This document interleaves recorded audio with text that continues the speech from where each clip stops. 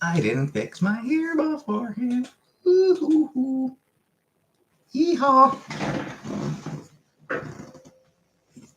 Sorry to anyone who saw my hair in those first couple seconds.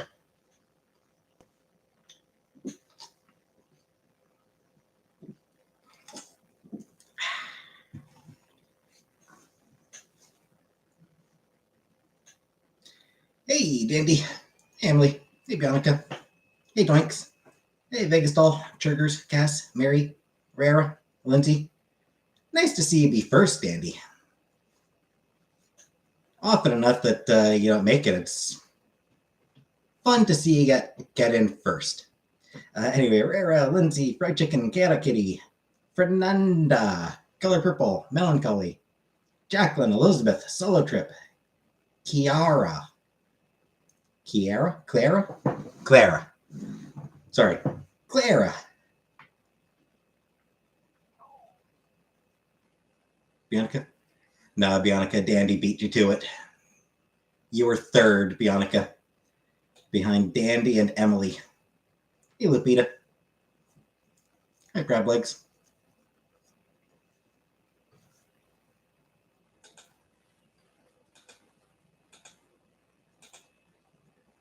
Dandy, first in the chat, first in our hearts. Hi, baby. Hey, baby Goral.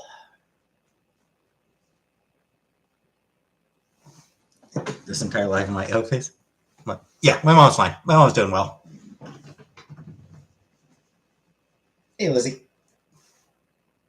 My mom's doing well, except that she needs a chance to buy me something because she didn't really. My mom feels kind of bad. She wasn't able to get me anything for Christmas. For Christmas, all she was able to do for me for Christmas was send me money. And then my birthday, she didn't end up actually getting anything for my birthday. My shirt? Oh, it's just pizza stains. I had pizza for dinner and a couple of times. Hey, Belly.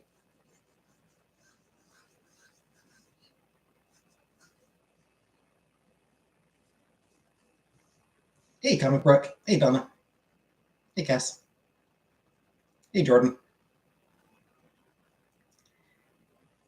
See, I need to find an opportunity for. Hey, Ray. Need to find an opportunity for us to go out and find me something to find something for her to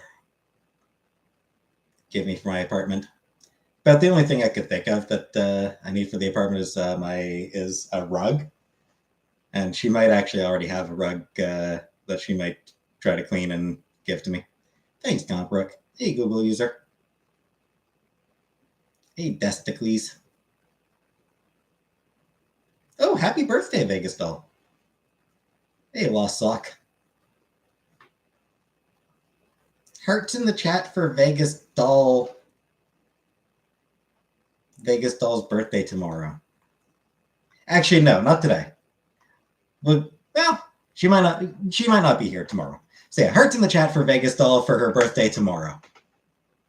If she's in the chat tomorrow, we'll give her more hearts tomorrow if she is able to make it. But her birthday, so yeah, maybe she's got better things to do than hanging out with all us freaks.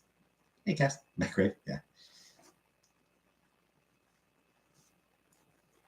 Maybe Color Purple, maybe.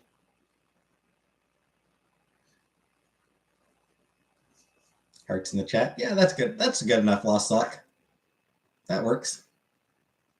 Hey, Vance.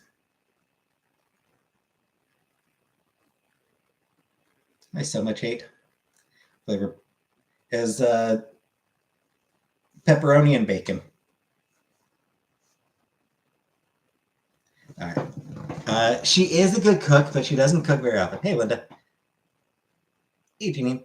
I am going to go clean my or change my shirt. I will be back in just a few moments. I am just going to very, very quickly change my t-shirt. This one is dirty now.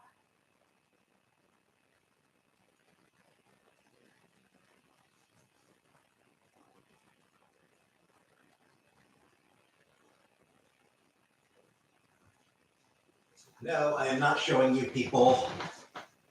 I'm not going to pose topless for you people. You perverts can just. There we go. Blow nose intermission. Probably will need to at some point. A true story. Oh, is moon crickets here? I didn't see moon crickets.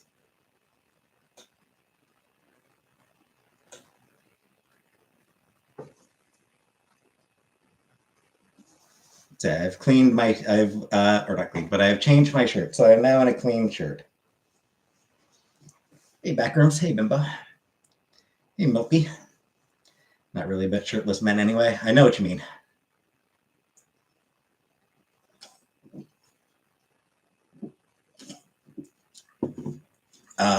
No, it's not, Janine. That is actually not a sign that my clinical depression is lifting. It is a sign that I didn't want you people staring at a pizza stain all night. Hey, Jim. Yeah, my brother dropped by as well. Did you get groceries now? I am within walking distance of a store. I will not give any more details about that, but I am within walking distance of a store. Got outside? Yeah, I walked to my mom's. I am also within walking distance of my mom's place. Same color as my skin. Can't handle stairs. I know. Stairs are annoying.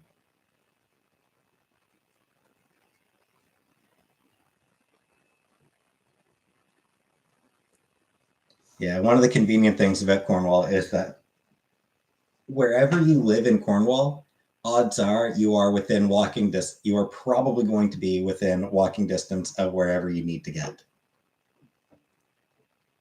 It was an accident. I turned my comments off on Monday. I turned my comments off on Monday because I was, not in a mood. And then I just totally forgot to turn them back on. I did turn the comments back on earlier, Produce. So if you wanted to comment on my Wednesday video, you now can. Comfort? I ate at my mom's. I went to my mom's. We ordered pizza. Do I ever feed ducks or geese? No, I don't. You did? Frank L7? Nah. Binge watched it. Posted Wednesday on Wednesday. Yep. That was the plan when I recorded it. When I recorded it, I was like, you know what? You know what would be a good day for this to go up? I recorded it Sunday, I think. I'm pretty sure it was Sunday when I recorded it. Just double checking.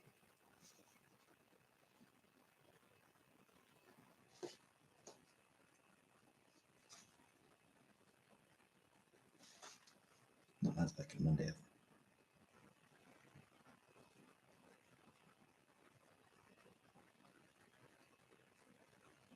Saturday. So on Saturday, I recorded my video and decided, you know what would be the right day for this to go up? Just the Wednesday Addams drama. Which drama is that? You didn't like Wednesday at all? Do I only wear V-necks? This is just what people sent me. Oh, that's what you wanted to come in. Oh, fair enough.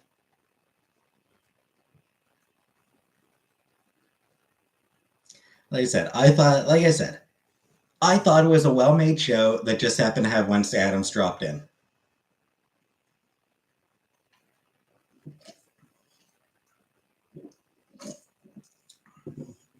I don't even know what drama you're talking about, Elizabeth, but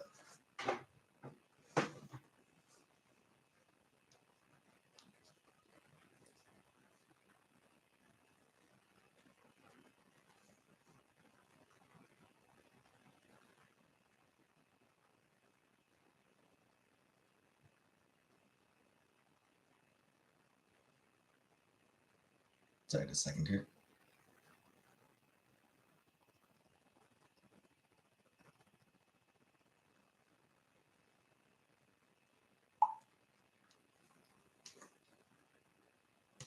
Justice for Jen Ortega. Yeah, what's the Wednesday drama? Is there like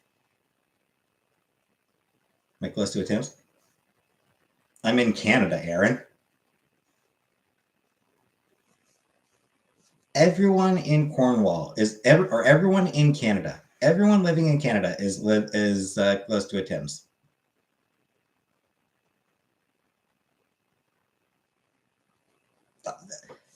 So what happened, Produce? My brother was supposed to pick up some groceries for her yesterday. He wasn't able to. So he ended up doing the groceries today, which meant that my mom couldn't visit today. So instead, I went over to her place.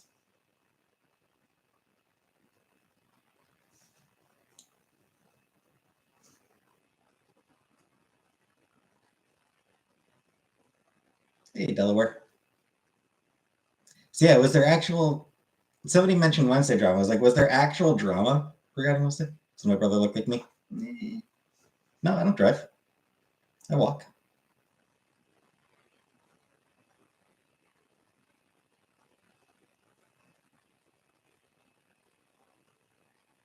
Hey, Minga. What do you usually do when you visit your mom? I don't know. We just sort of hang out. We talk about some whatever shit comes to mind. Hey, Friesen.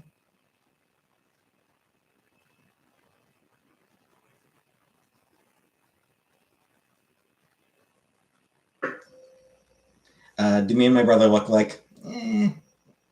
Not particularly. Never heard of this actress except everyone arguing about whether she's lesbian or not. She's probably bi. Condolences, Delaware. Yeah. Ortega, I would guess, I would just guess that Jenna Ortega is probably bi. No, my phone's not broken. Works fine. See? But obviously, it's obviously none of my business at all. What makes me say that? No, just vibe. Just the vibe I get from her, but it's absolutely none of my business at all. So I don't care.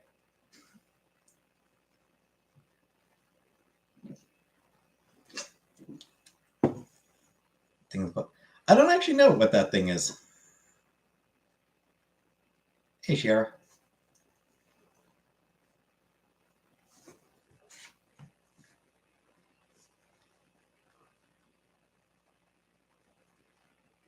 Is there acting fun about Cornwall?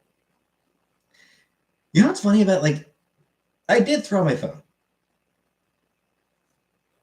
And I got, I think, just a very, very, very, very, very tiny, scrape, right on one corner. This is a good case. Has library there? I mean, it's okay. What do I know about bisexuals? No, they're neat. Samsung?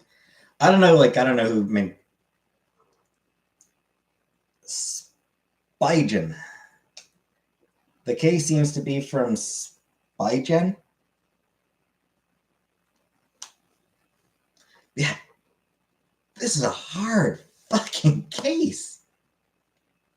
You see that? Like I said, I think it seems to be Spygen. Spygen. Spigen. It's just a hard shell. It's just a hard shell. And yeah,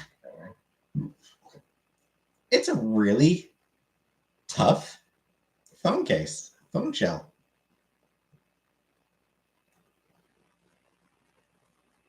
Hey, Tuesday. And one thing that's good about it is it sort of goes around the phone a little bit. So, drop it, and rather than landing on the screen, if I drop it, it lands on the case. Damaged well? No, nothing got damaged. Where I got my case? It was just a store at the mall. It was just like some store at the mall that sells phone accessories. 2 Montreal people arrested in Atlanta 3 days ago on domestic terrorist charges returning to overthrow Cop City. Fuck Cop City. Overthrow that shit.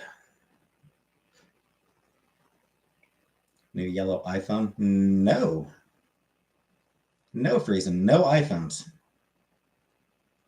Check phone and toilet and flush it? No. Didn't get my case from Amazon? Nope. No, I did buy it. Same day I got the phone. The same day I bought my phone, I also went to the store, went to a different store to get a case for it.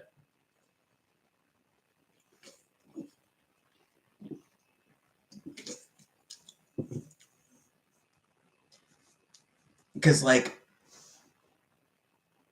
in general, I'm not hard on my phones. I'm not typically very clumsy. But shit happens. Phone slips.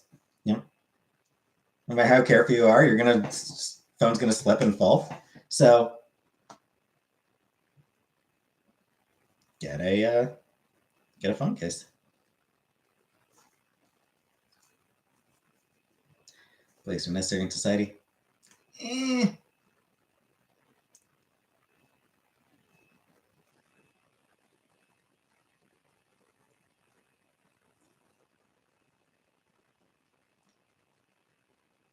AW, I think the most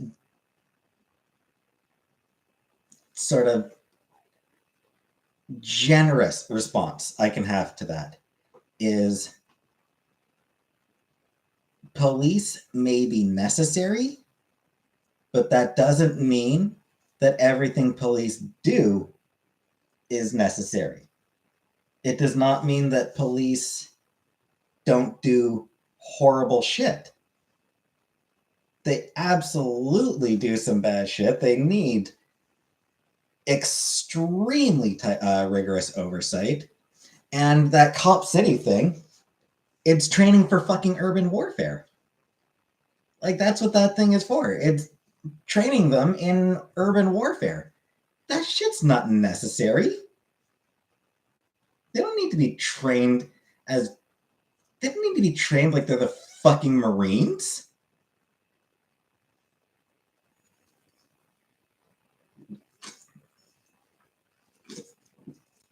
So yeah, Cop City is bullshit. Cop City is seriously, seriously bad.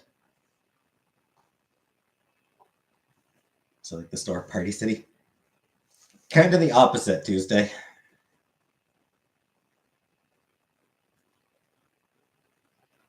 Most of them are ex-military.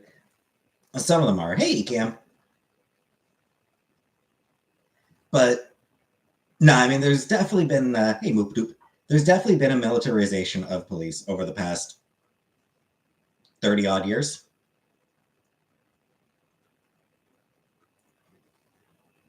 Probably starting in the 80s.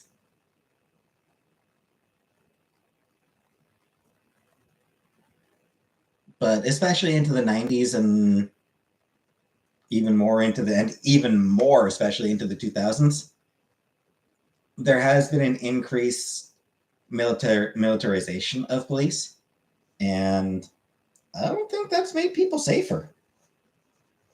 Comic Brook! Thank you very much, Comic Brook. 5 gift memberships. Thank you very much. Congratulations to Backrooms, Dandy, Emily, Trash Pandy.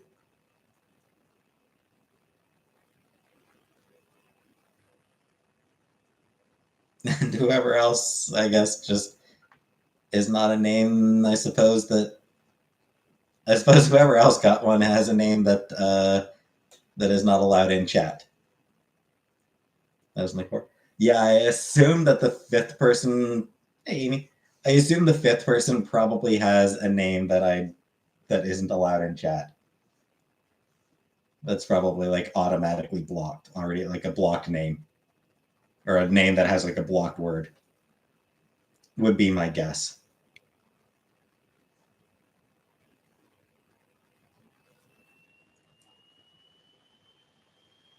Produce? It's just completely random produce.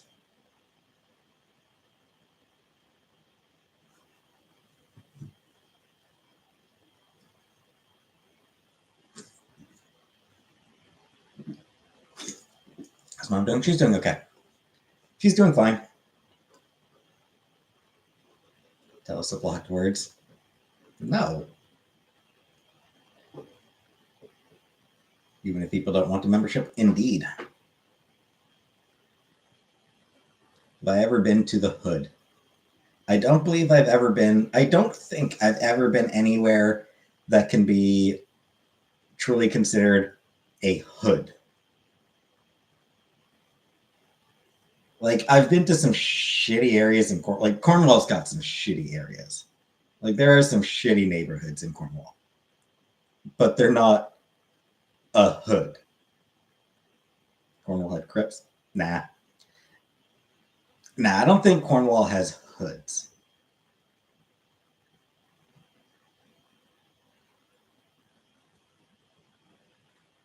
It's got shitty neighborhoods. Like, it's got plenty of utterly shit neighborhoods. Live in the hood. A car crashed into my apartment complex last month because the driver was shot. Sierra Mist getting discontinued. How will we enjoy a refreshing and delightful citrus-flavored libation this upcoming summer solstice? No. Buy lemonade?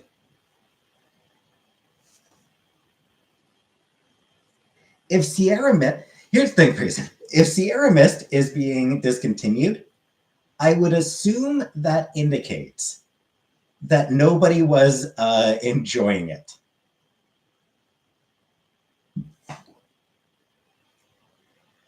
Hey, Ghostface. Boyfriend caught a guy stealing our packages, but he got away with one.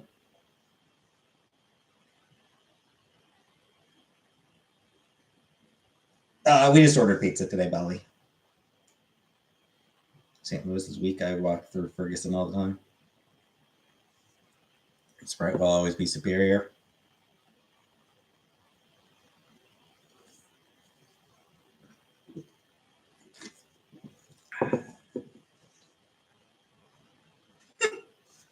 I just happen to have Sprite. My mom ordered a couple of Sprites for me when fuck off, Sweet Caroline.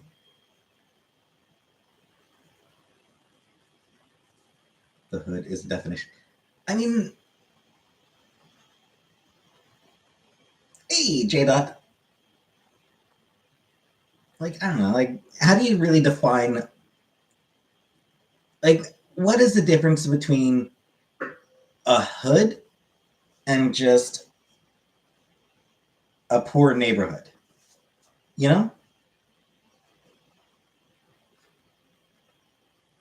Larson, yes. Lived in Cornwall. Really up until 2018. Know it if you see it.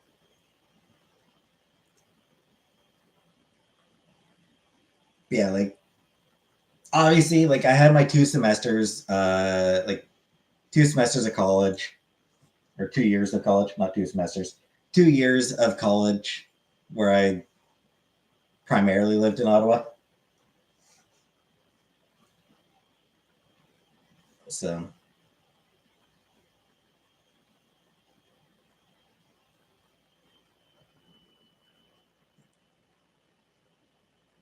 I suppose more like a year and a half, a little over a year and a half. Anyway, so yeah, there's my 2 years of college where I lived in Ottawa, and then I was back in Cornwall. And then, 2018 until just over a week ago, I lived in Ottawa. But other than that, I've spent pretty much my entire life in Cornwall, which sucks. Anime club? Not an anime club. I did join a comic book club.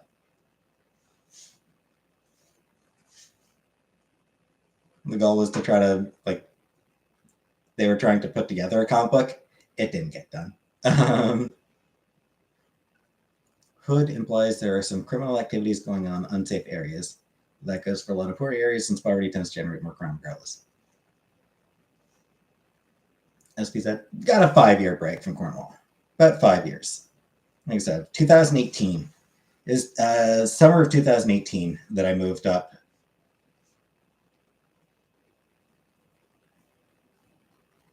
Started at Rogers, I think. Pretty sure 2018. Thoughts on Gator Time being called out for being a Shotokan enthusiast? I have no idea who Gator Time is. Lived in Ottawa before Philip? Yes. Yeah, it took me like a year and a half before moved into the villa. Do you like college? Yeah.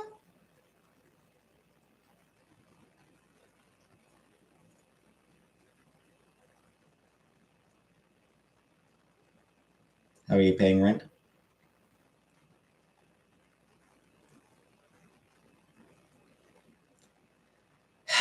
With the money your mom gives me to plow her.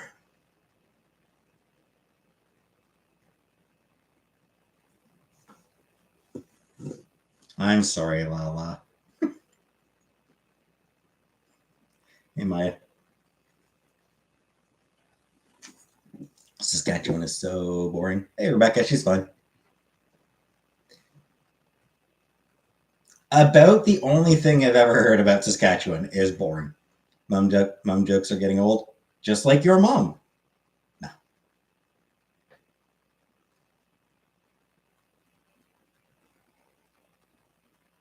Fucking whatever, Sue Carolyn. Did anyone wish you a happy... No, Rebecca. Not my favorite TV show, Rebecca, but one of my favorite sitcoms. But yes, Corner Gas was set in Saskatchewan. And a central element to the comedy of that show is Saskatchewan is boring.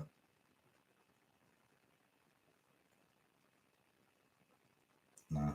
Sorry, J. Dot. I like that show. It's so good. It was an amazing show. Thanks, Emily. Happy International Women's Day to you too. But yeah, like a lot of the humor in Corner Gas sprang from just how boring Saskatchewan is. Didn't they do a spinoff? They did an animated series. Like a few years after the show ended, they did an animated series, and they also did a movie. Wouldn't say spinoff. That said, a couple of the actors did get, like after Corner Gas ended, a couple of the actors did get their own shows afterwards. Though I don't think either of them did hugely well. Having a hard time? Oh. I'm sorry, J. Dot. Oscar's list. Alicia Sood! Thank you very much, Alicia Sood.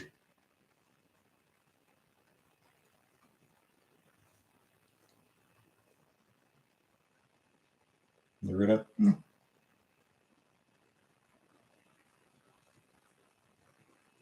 Trying to remember what the hiccups.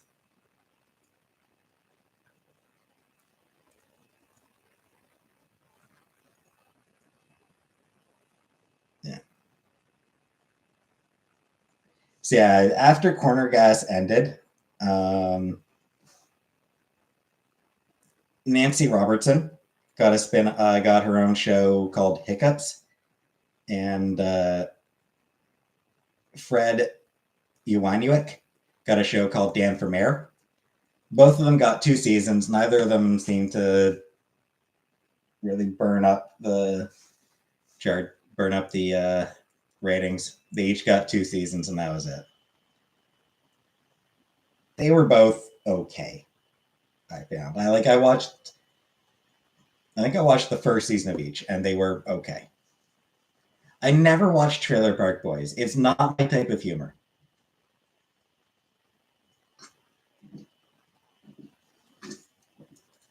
Higher ed classes there? Yeah. St. Lawrence College. Live in a poor area.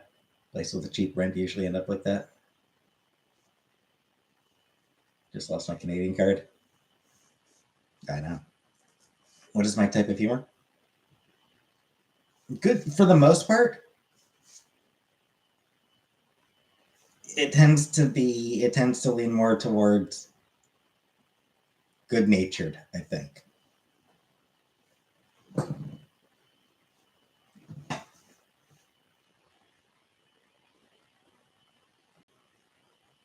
Like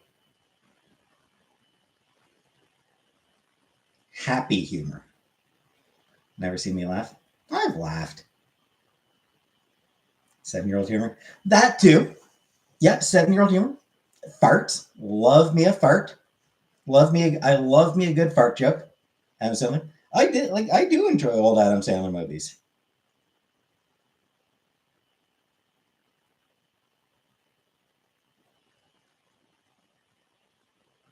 Never watched SpongeBob. Love me a fart.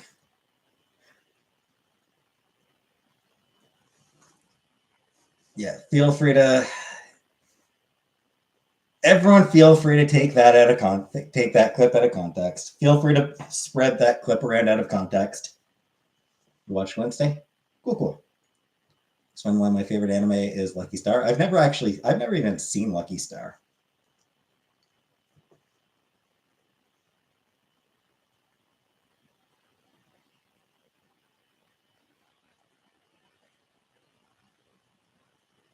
Hey, Hannibal.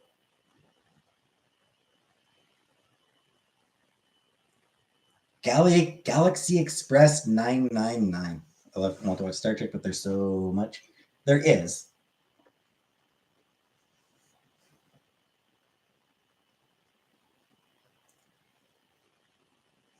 You've got three. The way I see it, Emily, you've got three options. You can start with the original series. It's very campy. It's from the 60s, so it's very campy, very cheesy. The special effects are everything about it is extremely dated. But it is the show that started it all. So you can start there. You can start with Next Generation. Still dated, still a little bit campy, but it was sort of like the start of. But it was sort of the show that revitalized the franchise, and a lot of stuff sort of came from that show. What I would actually recommend, though, if you're just starting on Star Trek, maybe start with Discovery. Actually, if you're okay with animated shows, I might recommend Prodigy, Star Trek Prodigy. Either Star Trek Discovery or Star Trek Prodigy. Star Trek Discovery is sort of very modern era TV. It's very much a contemporary TV show.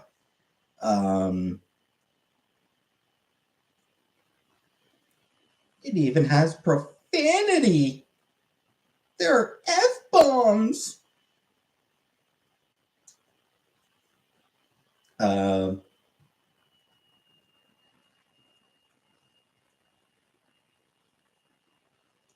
But it's a show that has like the most contemporary style of storytelling. I recommend Drawn Together or Clone High. Drawn Together, Clone High, absolutely, definitely watch Clone High. Amazing show. One reason that I sort of recommend Prodigy, it's an animated show, which I know some people don't like, but it was designed as an introduction to Star Trek. That was sort of the goal, was to do a show that people who've never watched Star Trek before could watch to see what the appeal of Starfleet is.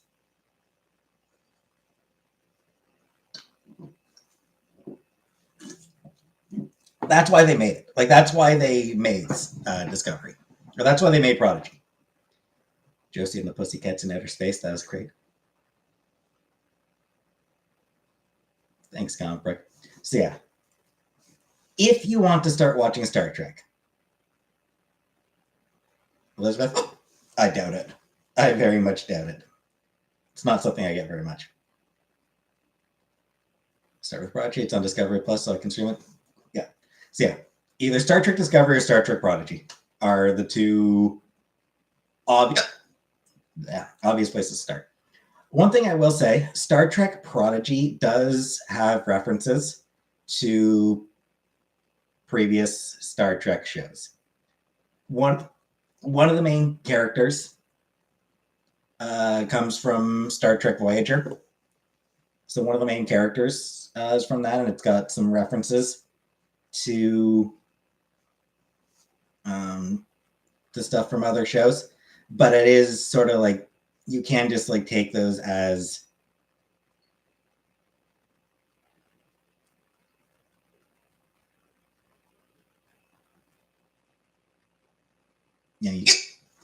goddamn, you can't take those references as just sort of like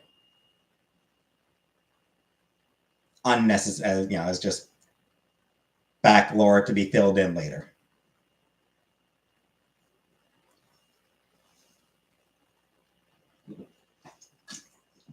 Not painful sounding, though. It's just they were awkward timings.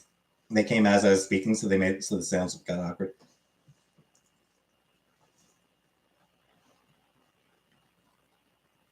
Yeah, if you ever watched Star Wars, the first Star Wars movie, there's a reference to the Clone Wars. When the first Star Wars movie came out, Clone Wars, what's that? Wasn't really relevant to the plot that was going on. So people sort of like took that reference as just, oh, this is a setting where events happened before the story.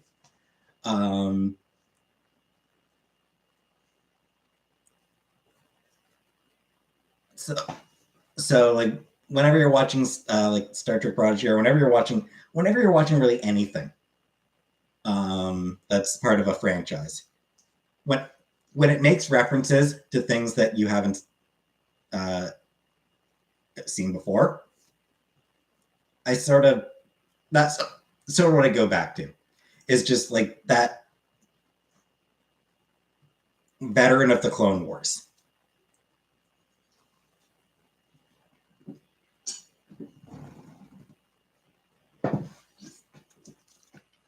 Lower Deck? Yeah, a lot of Lower Decks. Lower Decks is really good. It's really fun. It is a bunch of absolute nerds taking the piss out of their absolute favorite thing in the world.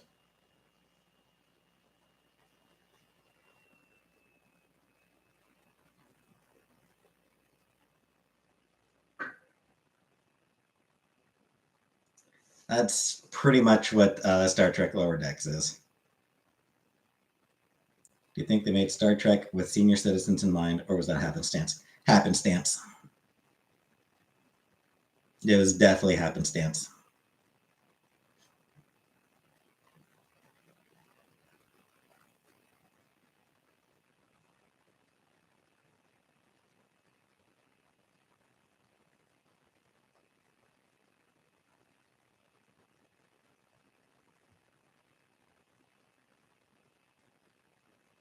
Star Wars: The Force Awakens. Force Awakens very much suffered from Abrams being unoriginal. Sister and her husband are Japanese animators. Ooh, nice. Wish I knew more about anime, but I don't. My forte is music. Cool, cool. Arm wrestle me. I'll pass, Scapegoat.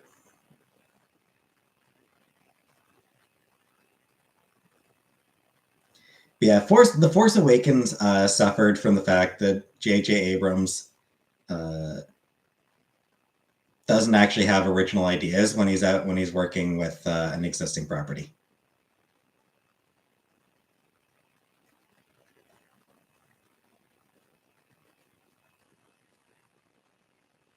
Favorite horror movie franchise?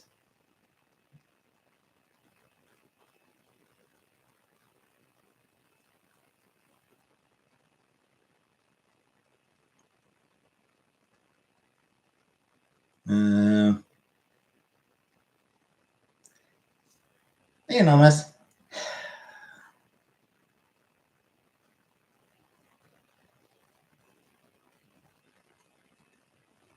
Yes, great, good. I sort of have to go that route.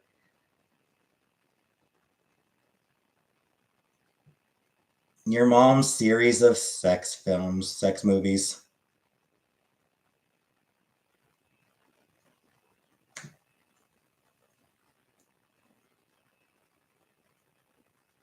I was also thinking for the other thing I was thinking of for favorite horror movie franchise was Legally Blonde. Hey, Mandy. Thinking Legally Blonde as a favorite horror franchise.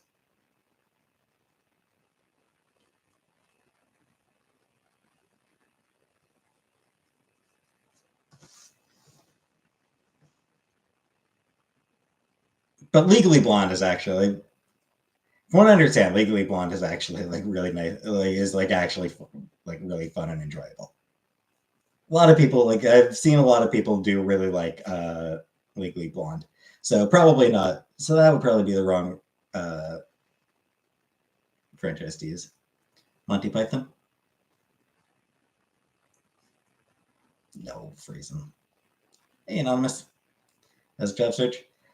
I sent in a couple applications. I've got a couple more places to apply to. Links open. Just need to actually fill out the applications on their websites. Every movie you watch when I'm sad is Pride and Prejudice.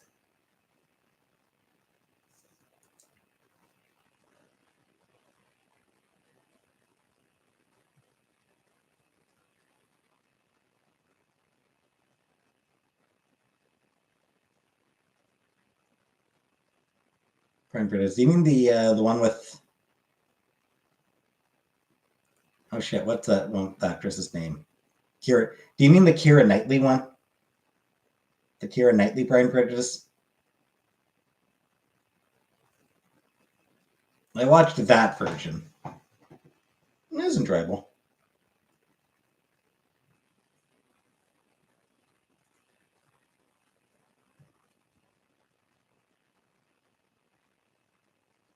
Thanks, Kimberly. Your comfort movie? I don't really have a comfort movie. Thanks, Vera. Yeah, like there's nothing like there's no movie that I go to when I'm sad or anything like that.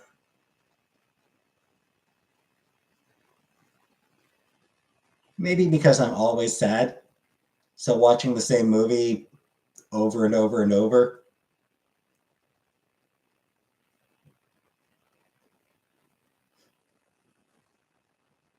Simba's uncle is really mean. Fucking great singer though, J Dot. Give Scar his credit. Man's got a great voice.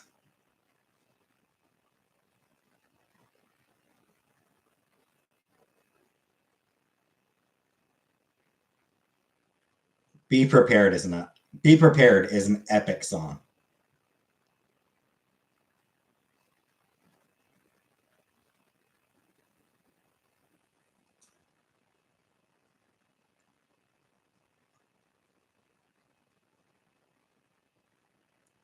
Scar is so mean. Yeah, but with a villain song like that, he's allowed to be as mean as he wants.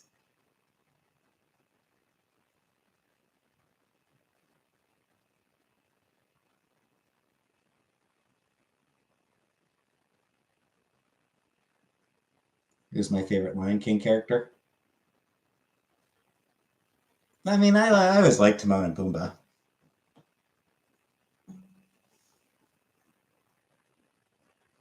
John Irons, another actor for the singing part.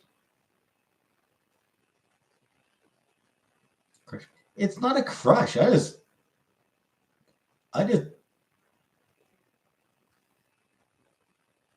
guy's got a damn good voice. It's a damn fine voice that character's got. Disney want to make a trans movie?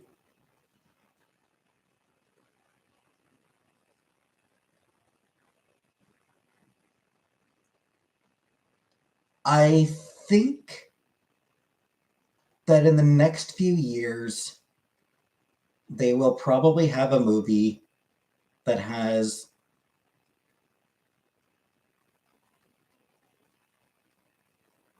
a trans supporting character.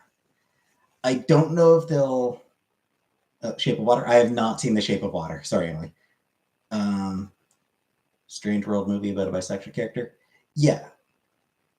So I think that within the next few years, maybe within about 5 years, within the next 5 years, I'm going to actually go out on a limb.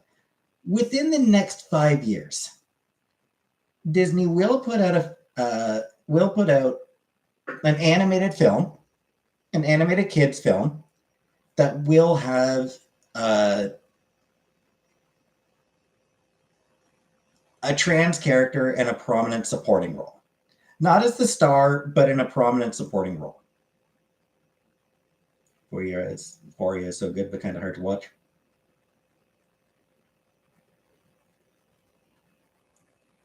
Favorite Lion King character is Nala. Yeah, she's cool.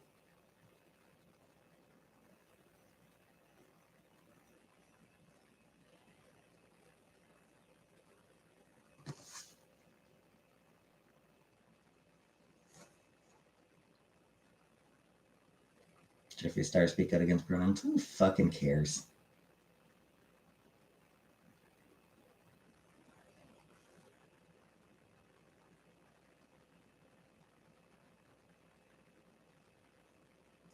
Because, yeah, the thing is, Disney does definitely care about being perceived as a progressive company. Don't think Barbie's going back to next season. Disney trans cartoon movie. Well, that's what I'm saying, Produce. My prediction is that within 5 years, Disney will put out an animated family movie that has a trans character in a prominent supporting role, not as the protagonist, but as a prominent supporting role. With the fact that they're being trans as treated as just a part of who the character is, rather than it being sort of a major focus. You know, they'll have a character who is trans. It's not going to be, you know, the character won't have a story, like won't have their own arc about being trans. It's just going to be a character who is trans, which is probably the smart way, which is probably the way to do it. If you're doing a kids movie. What about Mulan? Mulan's cool. Strictly speaking, Mulan was a cross-dresser, but it was situational.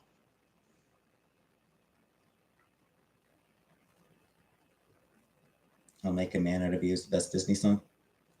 I didn't watch Mulan when it first came out. I only watched Mulan a few years ago, a couple of years back. So I think I don't have the same sort of emotional connection to it that a lot of people do.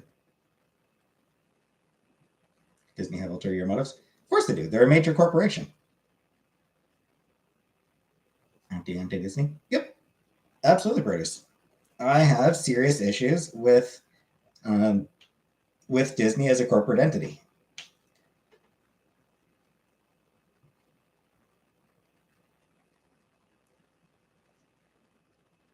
But I do think that Disney does care about. No, I don't watch any. I haven't watched anything Disney's put out in 2 years. Yeah, about 2 years. I haven't watched anything Disney has done in the past 2 years. I think the last Disney thing that I watched, I believe, was No Way Home.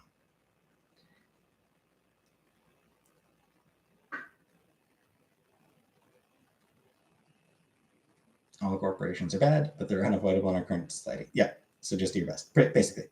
Yeah. So Disney does definitely care about being perceived as progressive. They want to be seen as British film. Yeah, a few years ago, a couple years back. I said I watched it a couple years back. Before I stopped watching anything Disney had done.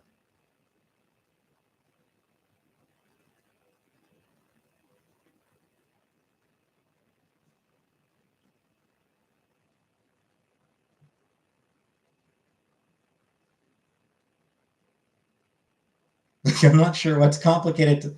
There we go. So anyway, yeah. So I do think that Disney wants to be seen as progressive. They want to be seen as welcoming. Disney wants to be the company that where everyone feels like they are welcome, like they are home. Who's my favorite princess? Probably Jasmine. All companies are grifters, yeah. So yeah, I think like Disney has started including gay characters in some of their animated shows.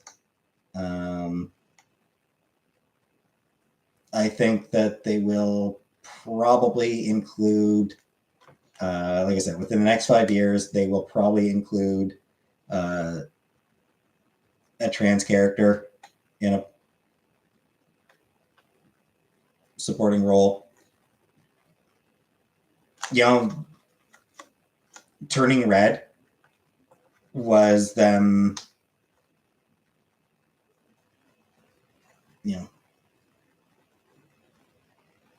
very much trying to do like we support women, we support girls, and menstruation is healthy and normal.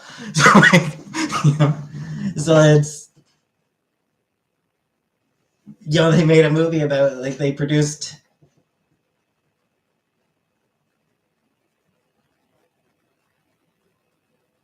a movie about an Asian Canadian lead who's going through menstruation. Who's starting her periods. So it's. Do you even know if they have or haven't had done? Because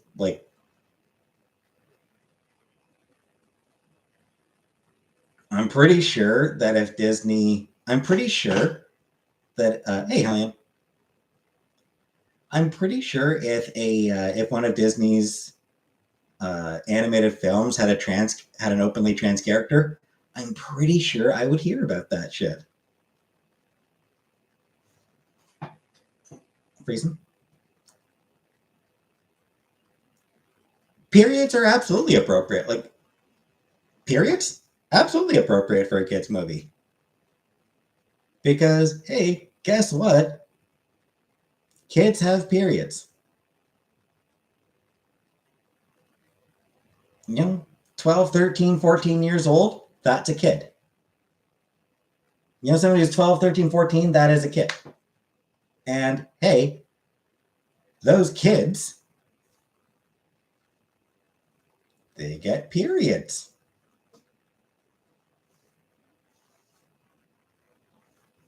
So having a movie about people at that age having their periods, absolutely appropriate. I want to see Finding Nemo. I do not expect to hear about this stuff.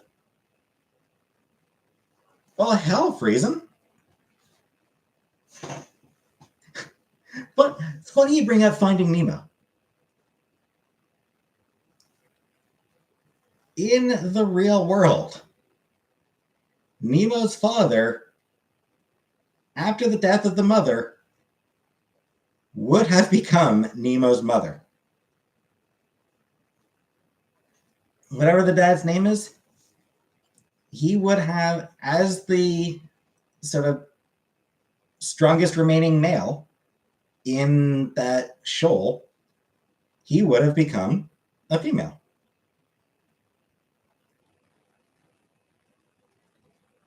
Did hire the first trans actress last year in the That's a Raven spin-off show.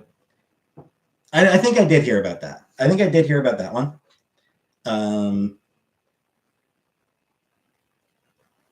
I totally forgot about that. Yeah, yep. And that's cool. And again, like I said, that's something where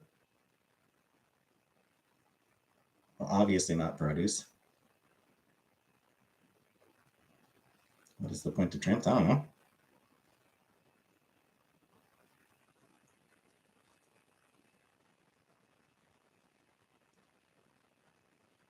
What is the point of lesbian? What is the point?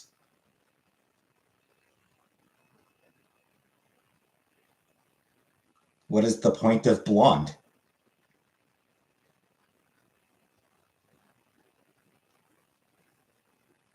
What is the point of D's nuts?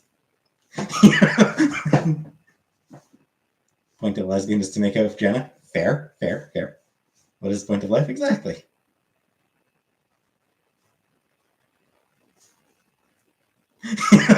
it's just a weird question.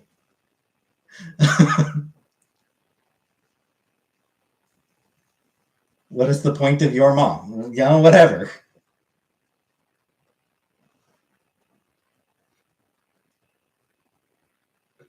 Hey, Craig. Do you like Mary Poppins?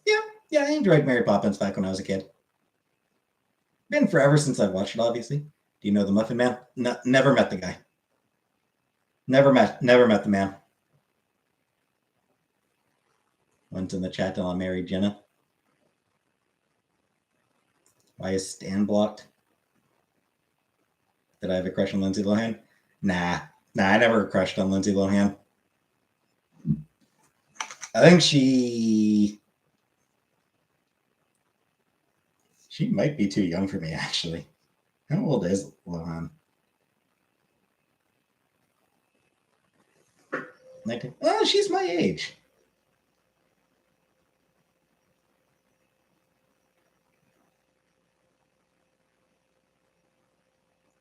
She's only a year younger than. Holy shit! Lindsay Lohan is a year younger than I am? Jeez. You just look older. I do look much older.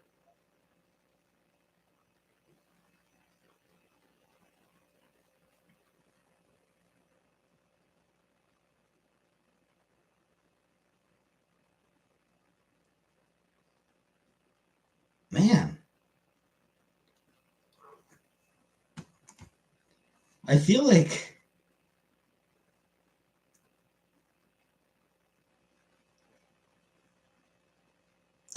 she always seemed young to me.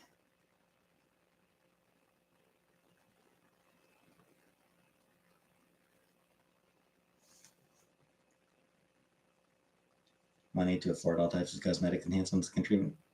There is that.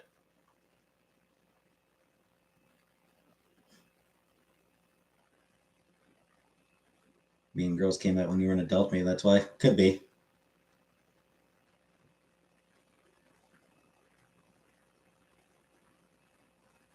Just my general lack of awareness of pop culture type kind of. I don't know.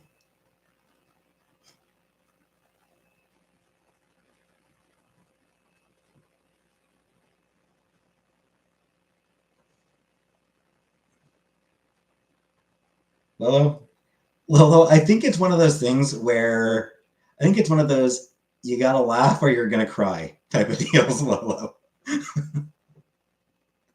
I was not aware that I am actually older than Lindsay Lohan. That is not something that I knew, not something that I don't know what to do with that knowledge. Or like, or no, like I knew I was older than Lindsay Lohan. I didn't know I didn't know I was that close in age to Lindsay Lohan. Like I didn't know that we were that close in age. Because it is only a 1 year difference. Jeez. Curtis?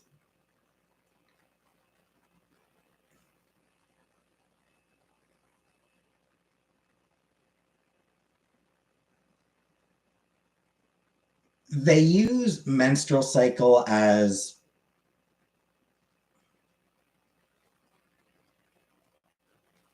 what is they got it. They a lot of people like a fair number of people who transition do get monthly cycles. Obviously, it's not actually a menstrual cycle, obviously, but they do have monthly cycles where, like, there's, for 1 week every month, they get bloating, headaches, mood swings. They get those types of period type symptoms. They get those, like, so they do get a some, obviously, different for different people, but they get monthly cycles. They they use period, like they call it a period, as shorthand.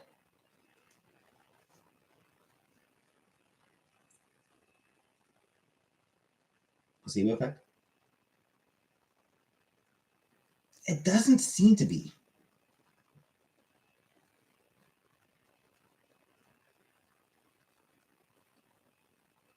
It doesn't really seem to be just psychological.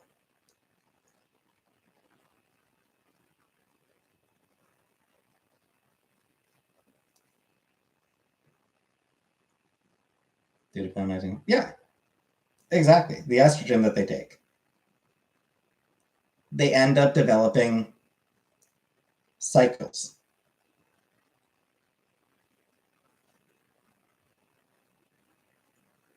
What time is it? Got 20 to 11. My favorite anime series? Probably Sailor Moon. Phone screen isn't even cracked, Demon Baby.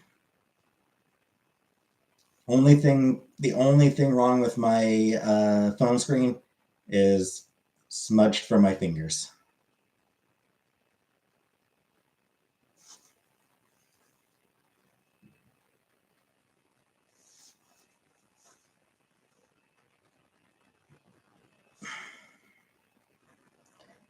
Yes, I am aware it's not actual menstruation. They are also aware it's not actual menstruation. They're not fucking idiots. Obviously, they're not fucking menstruating. And they are not claiming to be menstruating, you fucking disingenuous dickwads. They're not claiming to be menstruating, you disingenuous fucking morons, jackasses. Christ. What they are saying is that they get monthly cycles that include symptoms like headaches, bloating, mood swings, in some cases, even cramps that are similar to symptoms that many women report when menstruating. that many women report getting during their periods. So what they are saying is that they have monthly cycles that give symptoms similar to what they would expect during a period, short of the actual bleeding. I don't know, Mons. I'm not a fucking doctor. Look this shit up yourself.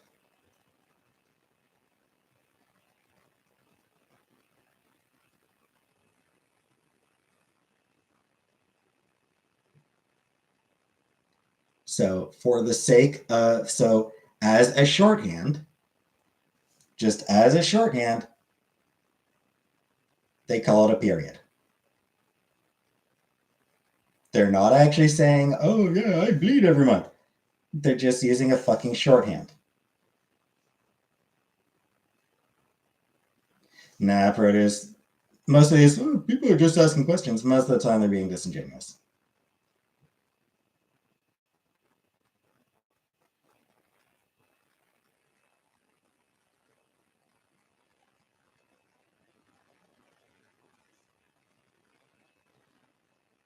HBIC.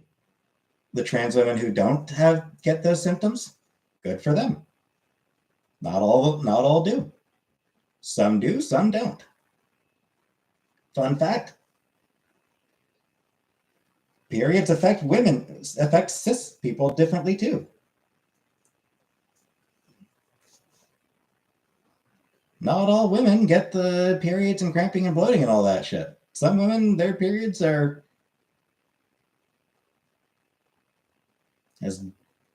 they're just gentle and Emily, comic book is hot, that is all. Welcome, Emily.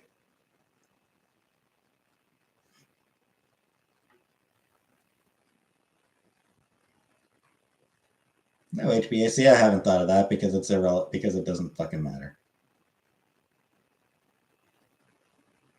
No, it's not helpful to trans people. Nothing's fucking helpful to trans people these days. Don't they usually buy feminine products? I don't think they do. I don't think there are many trans women who buy feminine products.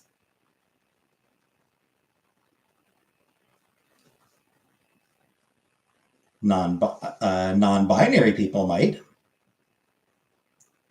Trans masculine people do. A trans masculine person is going to buy tampons.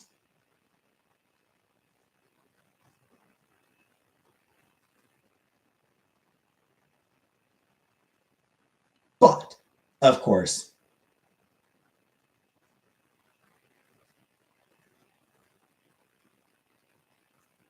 TERFs never really want to talk about trans masculine people.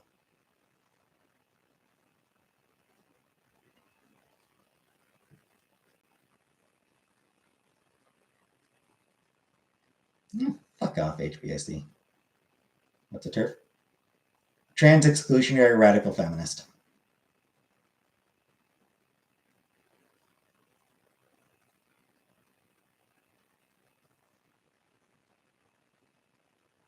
Yeah, maybe do your own fucking research, bankruptcy.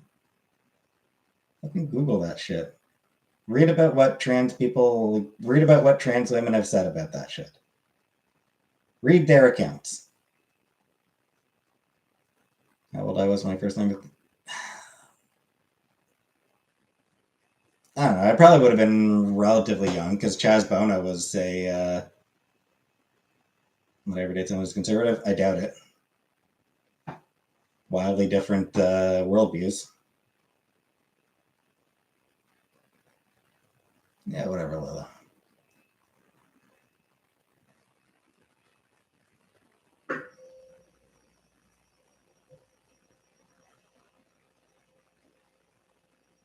Yeah, like I remember Chaz Bono was fairly well known back when I was a kid. A lot of jokes about him. Lots of people making jokes about Chaz Bono when I was a kid. Produce? It was early 30s.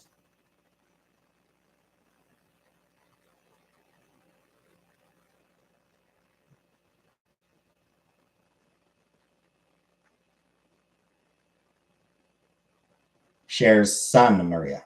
Chaz was the Chaz was trans masculine, as I recall.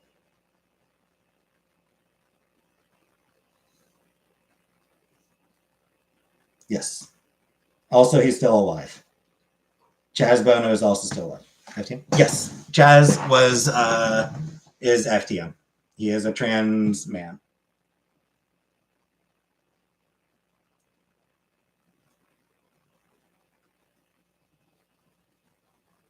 Chaz is still alive.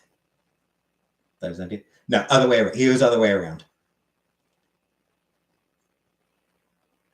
And he is still alive. Do you think drag shows are okay for little kids?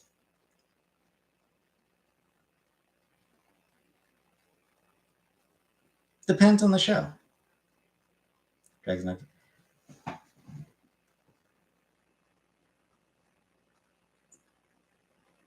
Nobody really had a problem with kids watching Dame Edna.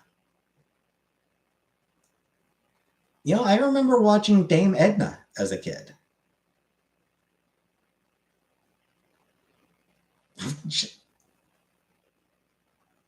How often did Bugs Bunny put on a dress? That was Dame Edna. She was a British drag queen, and she had sort of like, she had like a family-friendly show, and then also had some more risque humor. So like she would obviously like tailor her comedy to the audience. So Australian, yes, thank you, Vicky. Sorry. Yeah, fucking Mrs. Doubtfire. Drag as a goddamn kid entire movie about a dude doing drag. So yeah, Dame Edna, like a lot of comedians, she obviously had plenty of sort of risque jokes, but also like many comedians, she would have shows that were on during the daytime. The kids would watch and nobody would bat an eye.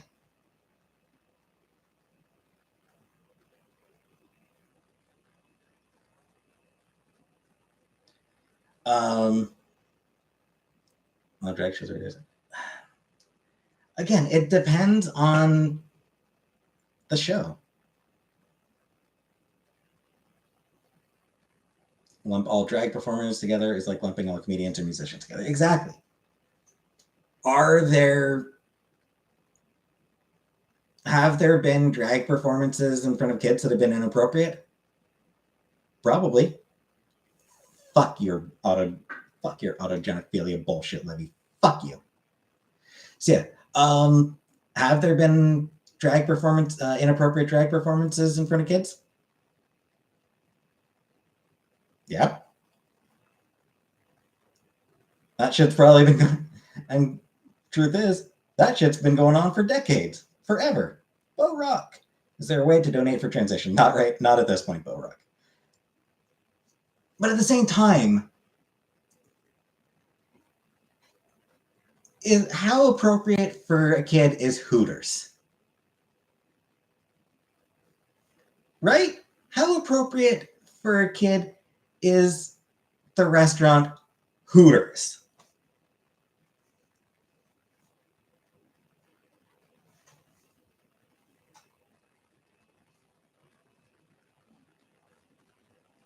My opinion is, for the record, my answer to that is, yeah, it's probably fine.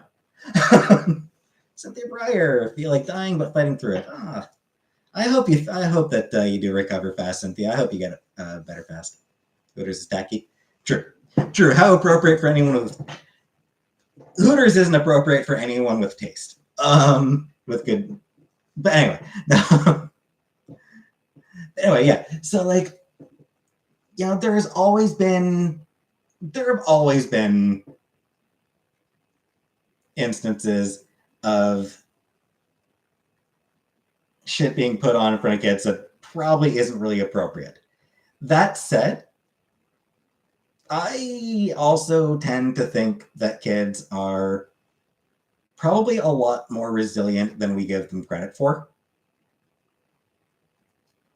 Yeah, it's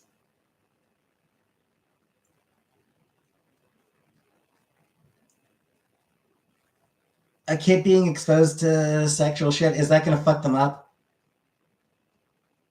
Yeah, it might, but probably won't. Does make it okay? No, but I think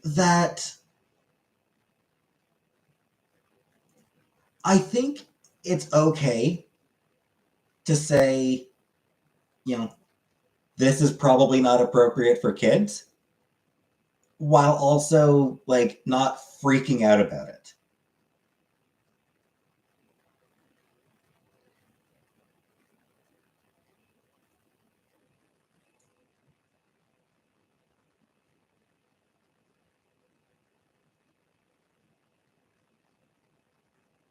Guns are worse for kids than drag shows. Indeed. Guns are the number one cause of death for children. If we kept kids away from actual predators, we wouldn't let them in churches. I don't want to be around them, juicy fruit. I don't like kids. I don't want to be around kids. Fucking annoying little brats. No, keep those goddamn things away from me.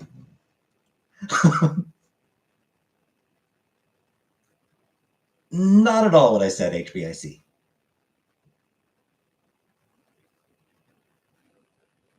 I think my actual words were, it's okay to say this is inappropriate, but it's probably not necessary to freak out.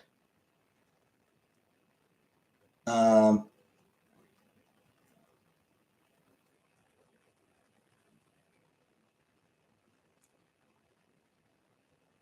anyway, so yes, I have absolutely no doubt that there have been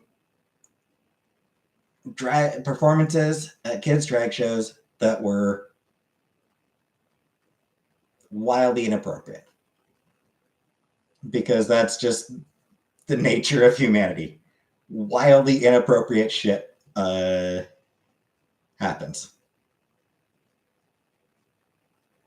Well, in the US, I should specify in the US, Lola. Um, Obviously, other countries that don't have totally asinine uh, gun laws, it's different.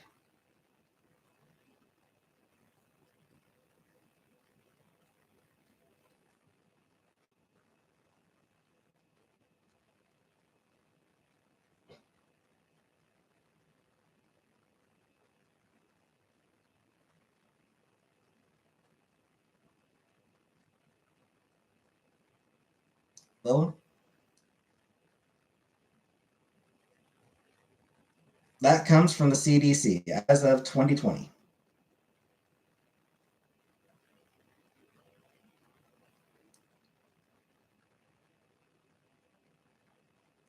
According to CDC statistics from 2020, the year with the most recent year with available data from the CDC, firearms were the number one cause of death for children ages 1 to 19, taking the lives of 4,357 children.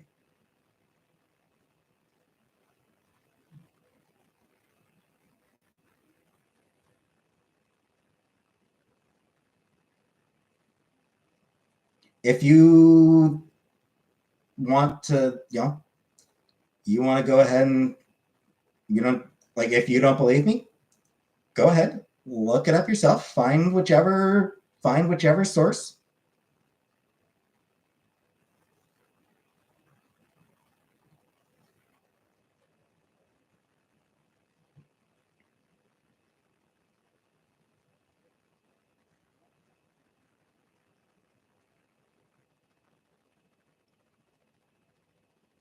So, like I said, that's according to the CDC.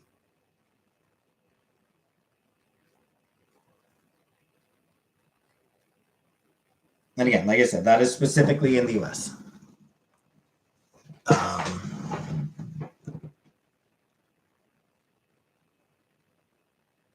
Obviously, for Canada, it's probably like automobiles or something like that.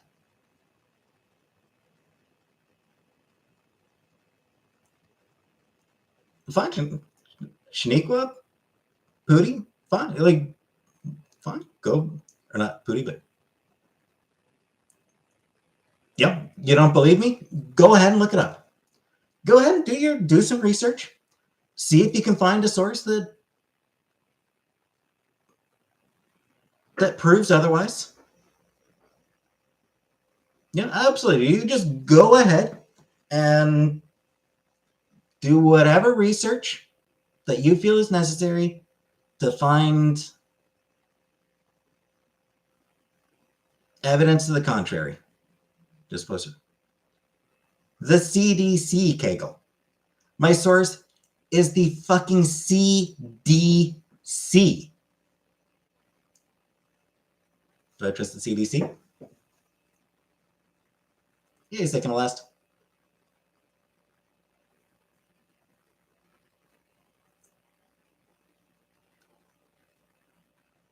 I think that the CDC has sometimes been politicized to understate the threats of certain diseases. But I think that in terms of, like, fine, like, you don't believe the CDC, fine. Then fucking find another source. Find someone that will back up your viewpoint. If you don't believe that guns are the leading cause of death among children in the United States, then you feel absolutely free to find.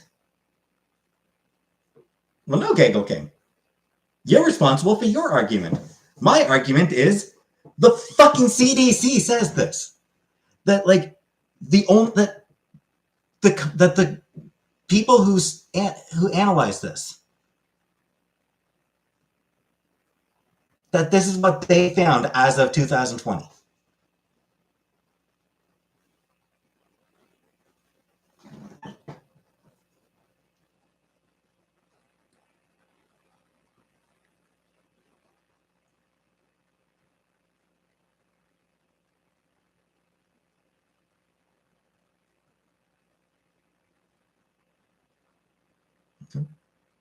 What years were they looking at?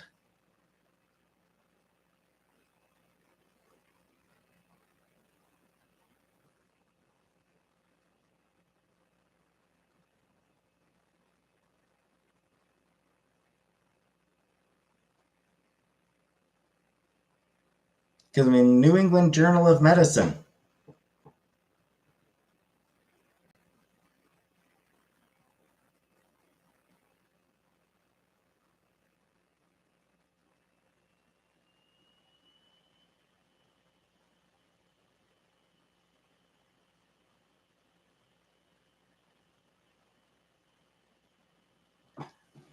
Whatever. Regardless.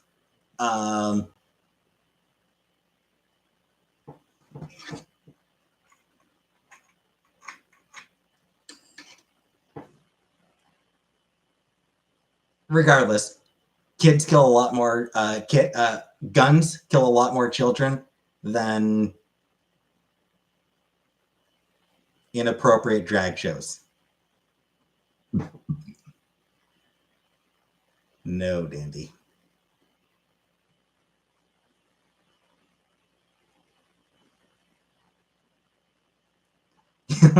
Like, I don't think I am incorrect, crab legs.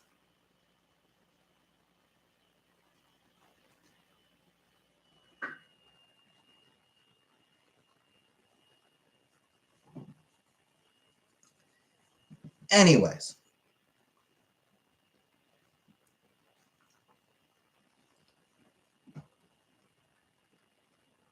460,000 kids go missing in the U.S. every year. Runaway train, never come home. What was that clip? Remember that Soul Asylum? Runaway Train?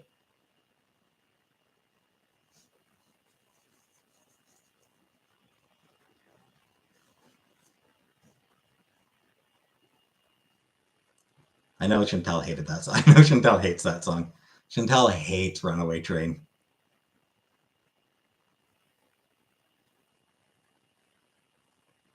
Yeah, it is. Yeah, the number.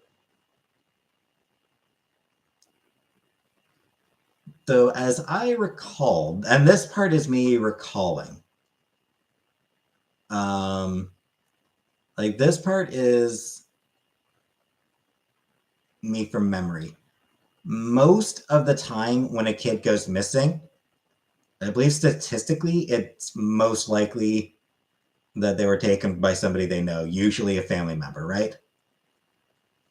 Somebody else can, correct me if I'm wrong on that part, but I think statistically, it's usually a family member taking them. So it's really hard to, like, it's one of those things where it's really hard to figure out a way to actually prevent that. People are usually killed by people they know too. Yep.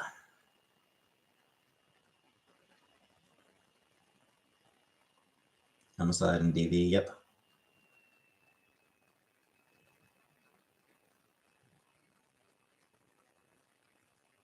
Stop raising weirdos and actually get involved in your kid's life.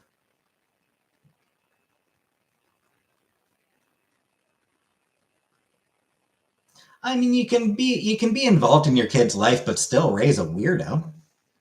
Nothing wrong with a weirdo. Hey, California Milk. Stop raising assholes. That's the thing. Stop raising assholes and get involved in your kid's life. Weird is fine. Shitty is not. My mom was involved. My mom was involved in my life, and I still turned out like this.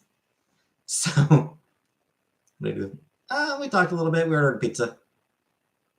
I don't own any Jordans. Yes, I would say I'm a weirdo produce.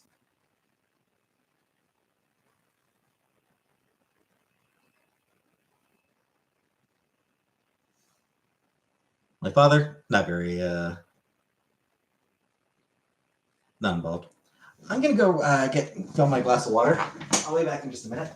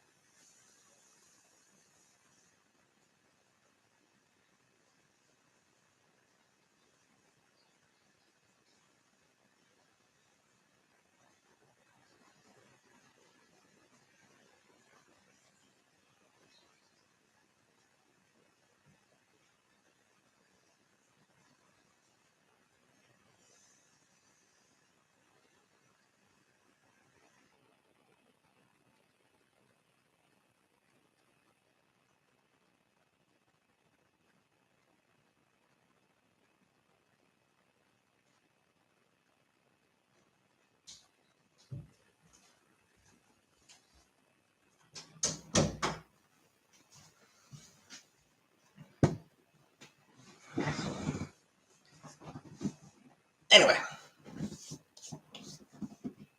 it's a giant Hollywood making mirror.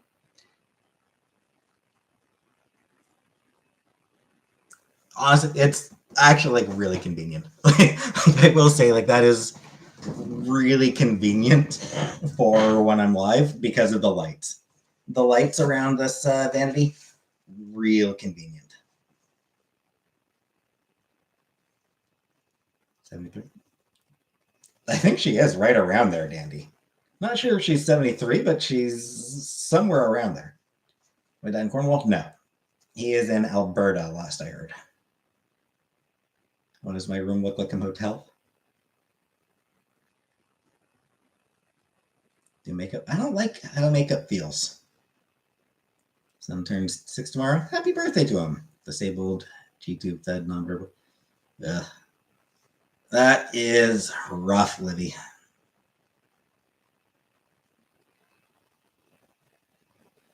Lola thinks your daughter getting married is a brag. I mean, it's definitely something to be happy about.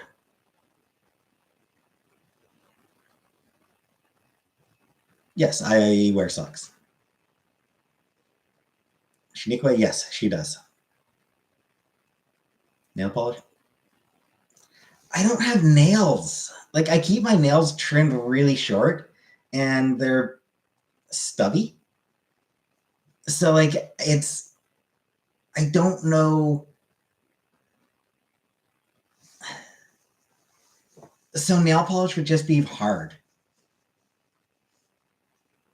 Why don't I make any steps towards transitioning? Because it's really hard, and and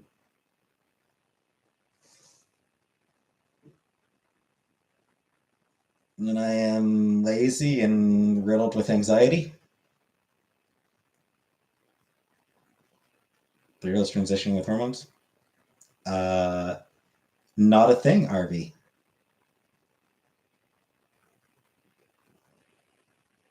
No one is giving hormones to a 3-year-old.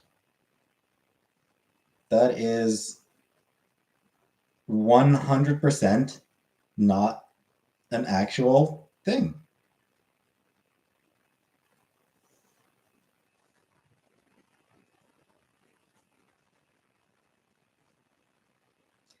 The only time that a 3-year-old would be given hormones is if it is an actual medical necessity, like to keep the child alive. In the event of, like, their body, in the event of like their body not producing a specific hormone that is required for survival.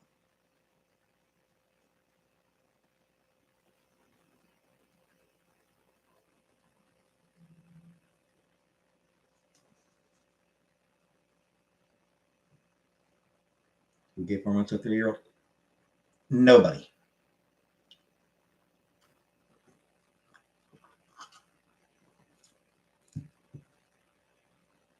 Of course it's not okay, produce. There's no doctor in the world.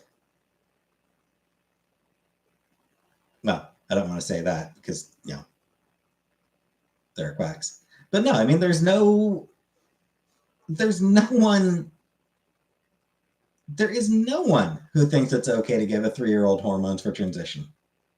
Again, the only reason that a doctor would ever give a 3-year-old any sort of hormone is if it was necessary for the child to actually stay alive.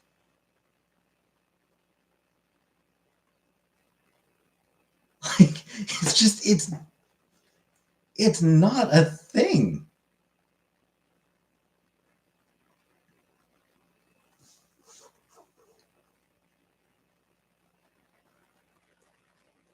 In general, the earliest any child is like the earliest anyone is actually likely to start hormones maybe as young as like 13 or 14, but usually I think it's like 16.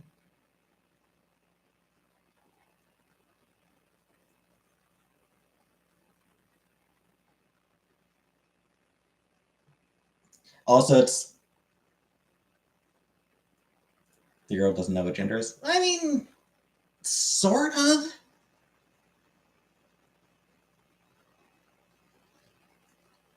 3 years old, I feel like that's, when they start. I feel like at 3 years old, there's generally going to start being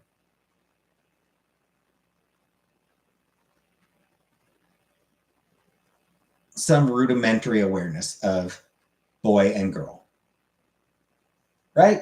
Like, I'm not an expert. Like, I don't really know. I'm not an expert on the stages of children's mental development. Hey, oh, I hope it's nothing serious, little brown jug. Wow. Produce.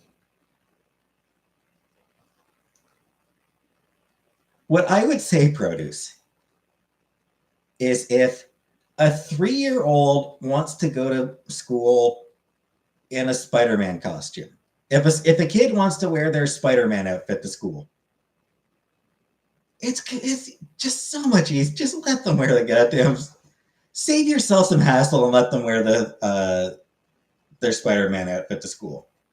It doesn't matter if you want them. Like, it doesn't matter if you want them to wear something else. Like, it doesn't matter if you want them to wear their normal clothes. They want to wear that Spider-Man costume from Halloween. Just save yourself the fight and fucking let them. Right? Like, just save yourself. Pick your fights. Classmate was dresses in his or her mom. Transitioning to man. Right, like that's more common. I never wore dresses to school. So like for 3 years old, my feeling with handling 3-year-olds is choose your battles.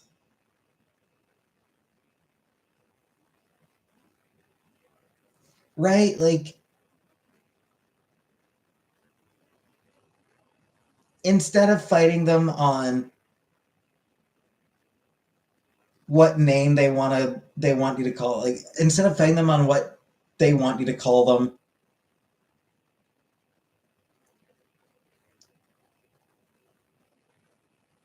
pick your, focus on convincing them to go to bed at bedtime. That's where you need to focus your energy. Get them to eat when it's time to eat. Get them to poop when it's time to poop. Trash Panty? Yeah, I think it was Comic Book. I believe it was Comic Book gifted the sub you got. Get them to go to bed when it's bedtime. Those are the fights you want to pick with your kid who's 3 or 4 years old. The clothes they wear, just smile and go along with it.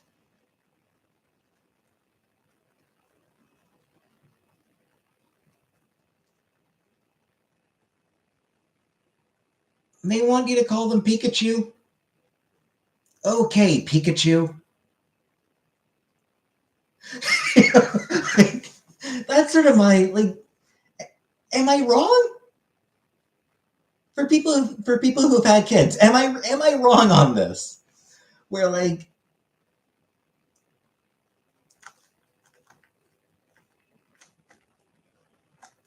my son won't drink out of a pink cup. Yeah, because kids are so you give them the blue cup. They won't, the son won't drink out of the pink cup. So you give them the blue cup, or you give them the red cup, or you give them whatever fucking color cup they want, so that they'll fucking drink their goddamn juice and shut up and for 1 goddamn minute, so you can have 60 seconds of peace and quiet. Right?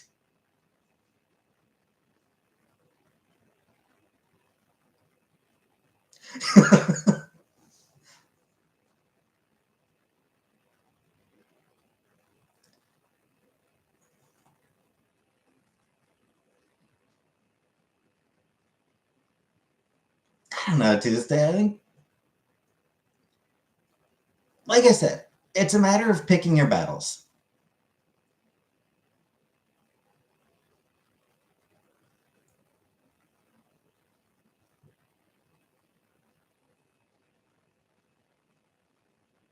Kid comes in, I'm Superman. Thanks. Oh, you're Superman. Do you want to help me set the table, Superman? Thank you so much, Superman. It's time to sit down and eat. Time to sit down and eat, Superman. No, you know, you can't be a Superman if you don't eat your supper. Superman needs supper.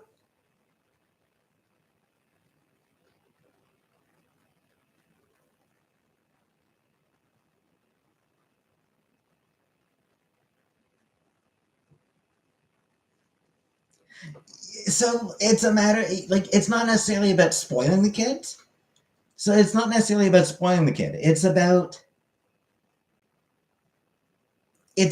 picking your battles. It's about making sure that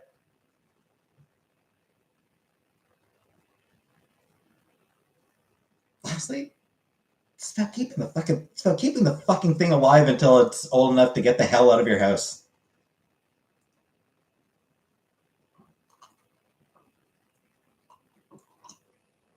You let your child be a furry.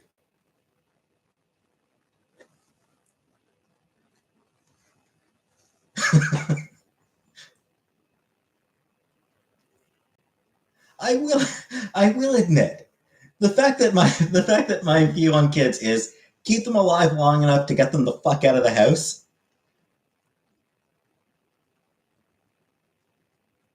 Probably a good indication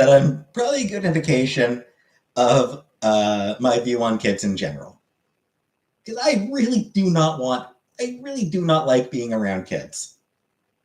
I want to be a race car driver as a kid. Yep. I'm a prissy mom of 3 kiddos.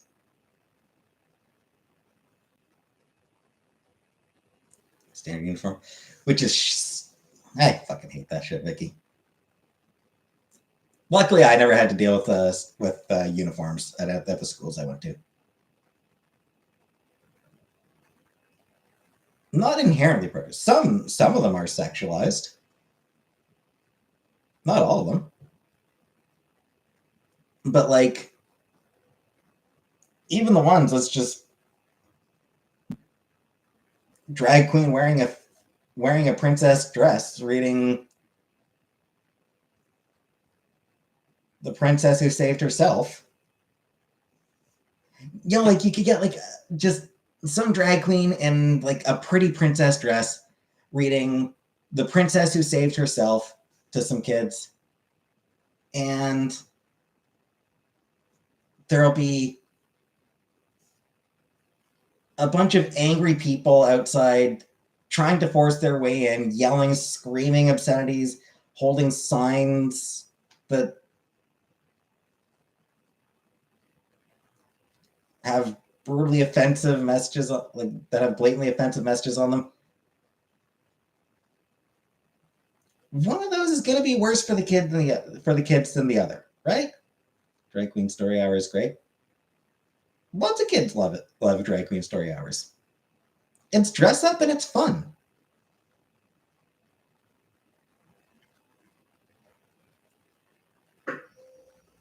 This is no temptation for killing.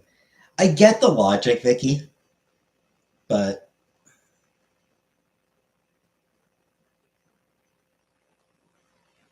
exactly, Lipstick Queen. Dress up as Ramona and read at the library. I don't want to read to kids. Hell no. Hated when my kids left for college. I know a lot of parents do want their kids to stay around, obviously. Like I said, it says a lot about my view on kids that my attitude is get them the hell away.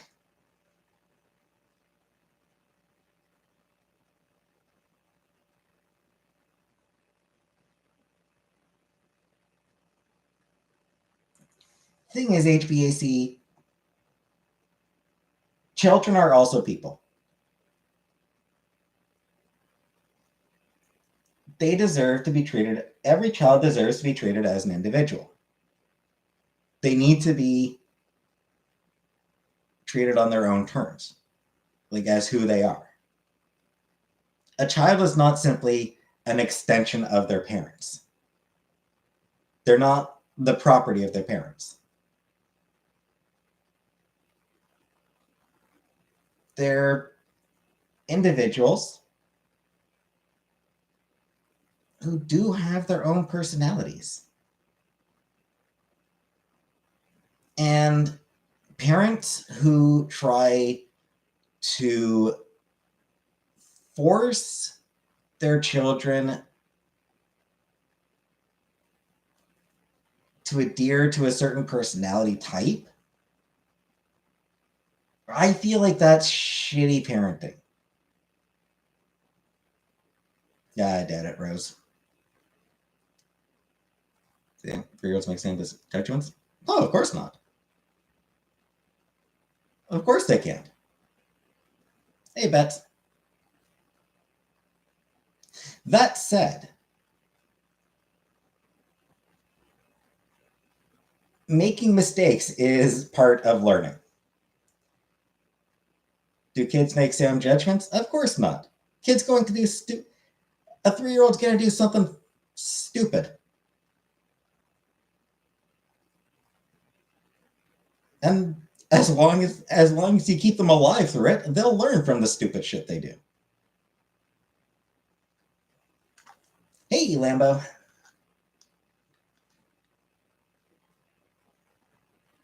Risk taking is part of brain development? Yep. Do you think a team makes sound judgments?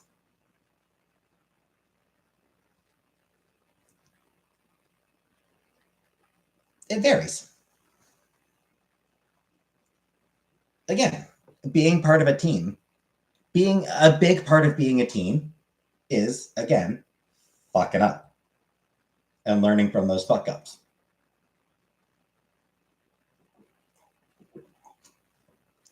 You know, drinking too much and realizing the next day that what your limits are. Or yeah, trying to race shopping carts. You know, doing stupid shit is a proud teen tradition. So there's no my kid has cancer in teen. That's what my boss says.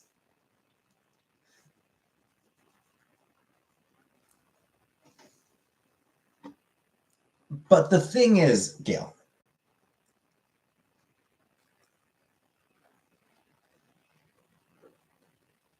teens are figuring out who they are. By the time that they begin any sort of actual medical transition, it's something that they have spent a lot of time thinking about. It's something that they have been talking to counselors about. They've talked to people about it. They've spent months talking to counselors before they get any sort of hormones. Most of the time, anyway. Shout out to Barney and Alyssa and Ariel.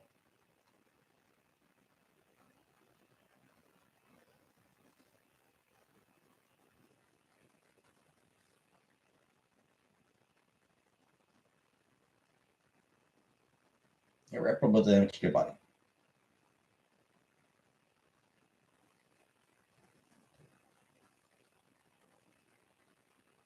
Have you ever read up on the ways that ballet can shape a person's body? The long-term damage that ballet dancers end up going through.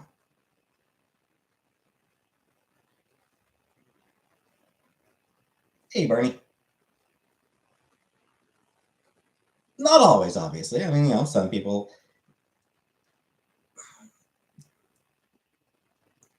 But people who do ballet, yeah, they can end up with deformed feet. It can fuck up their bones.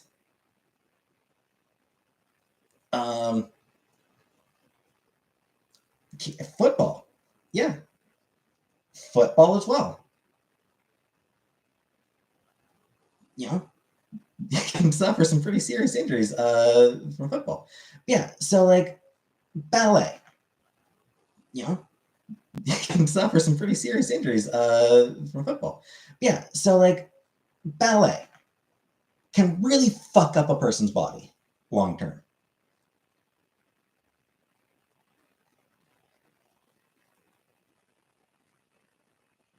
The ideal ballet dancer probably started at about 4.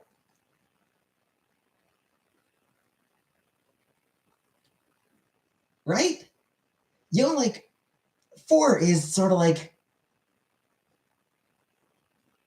4 is kind of seen as like the ideal time to get a kid started on ballet and specifically because of the way that it will shape their literally form their body. 5 is earliest, well, 5 then. Yeah, like 5 years old. Get them started at like 5 years old specifically because of the way that it will shape the person's body. It will cause long-term health effects. But nobody objects to a 5-year-old getting started on ballet. Toddler ballerinas, I'm not thinking about their bodies. Yeah. Nobody bats an eye about it. Nobody has a problem with that. Any sport is harsh on the body when it's professional. But we're talking about things that are like that. You know, someone mentioned football. You know, high school football. Yeah, you can definitely suffer CTE. You can definitely suffer concussion in high school football.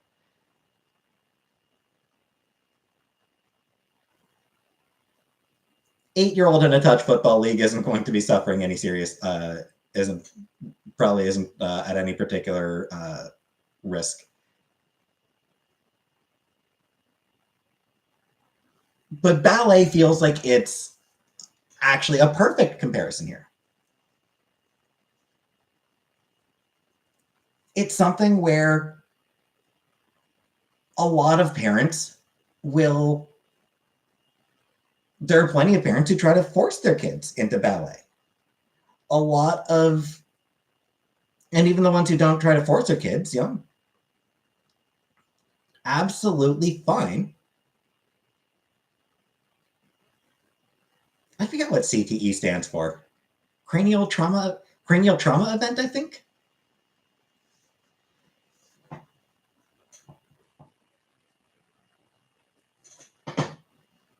Again, Lily, it's not about risking a foot injury. It's that a child starting ballet at an early enough age is going to have their body shaped by what they're doing. Traumatic encephalopathy? Okay. So like what they're doing is going to be shaping their body in ways that will leave them with lifelong negative health effects.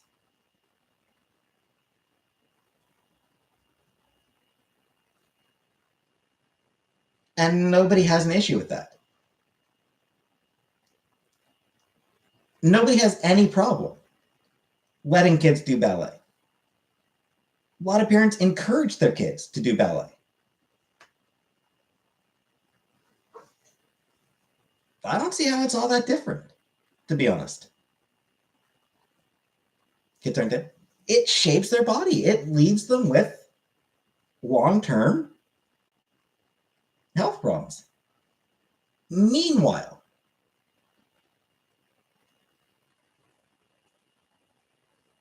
gender transition.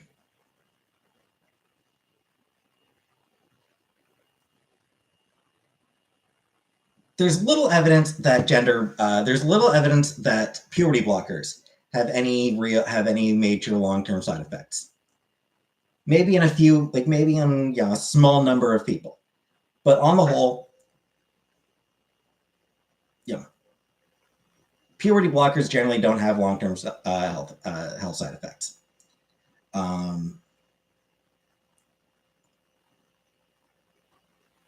Hormone therapy, again, little evidence of long-term negative health side effects.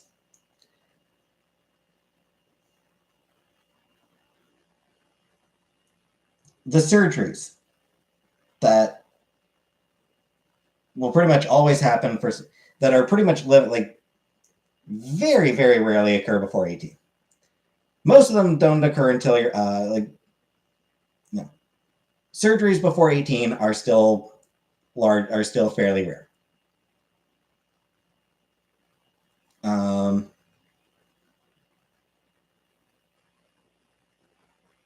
And have very low regret rates. Transition as a whole has a very low regret rate.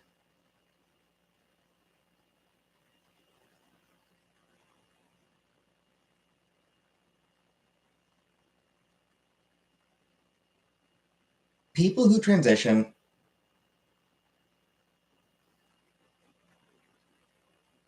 no, it doesn't sell it.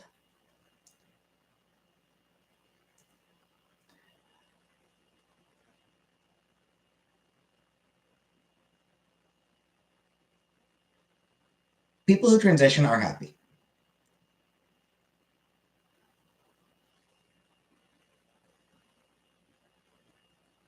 Yeah, that 41% suicide rate, that's not for transition. That is, yeah, you know why trans people commit suicide? Because they're treated like shit.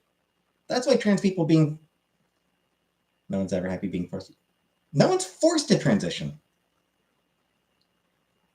No one is forced to transition. They are forced not to.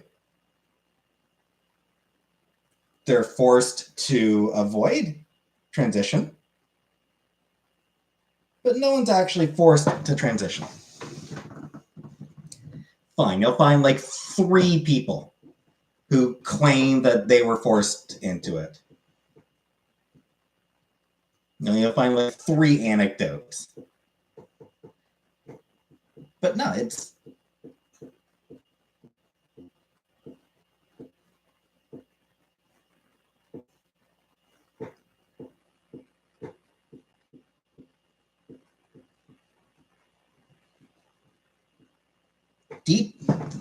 detransition is rare.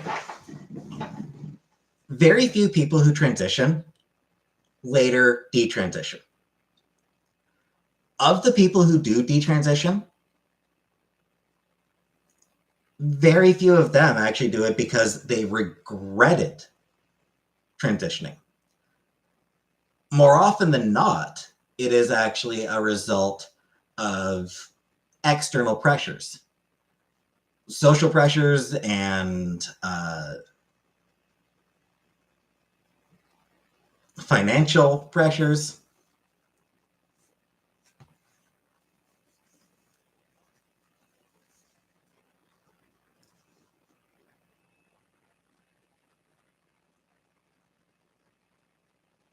FDM arm surgery scraping.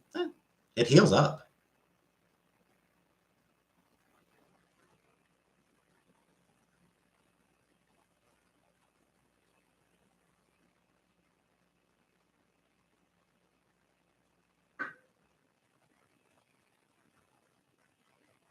Oh, this shit is easy to find HBAC.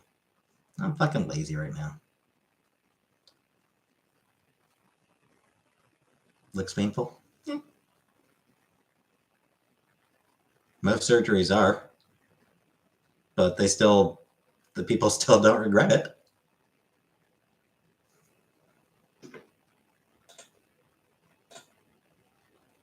Some regretting that is weird. Sure, absolutely. No, there are people who do regret transition.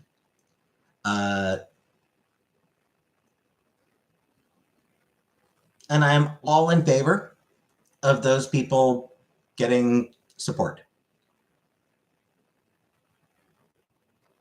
Getting laser eye surgery is a yeah.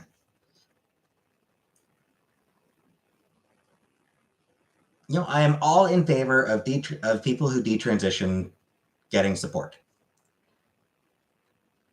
What I am not in favor of is transphobes using the relatively small number of detransitioners as a way of attacking transition as a whole.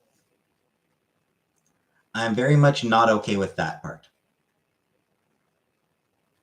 I have tattoos I regret. I can imagine regretting transition.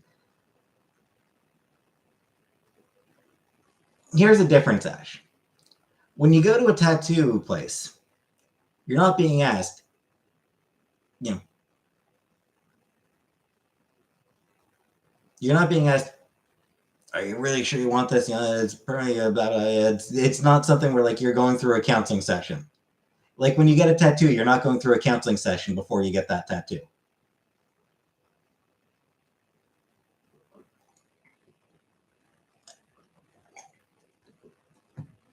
Cooper, I would be inclined to say no to plastic surgery on a 13-year-old.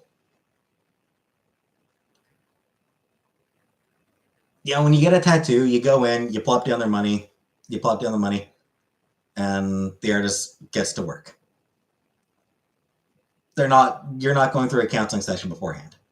With transition, you're going through multiple counseling sessions. You're being asked to consider what it means to be the other gender.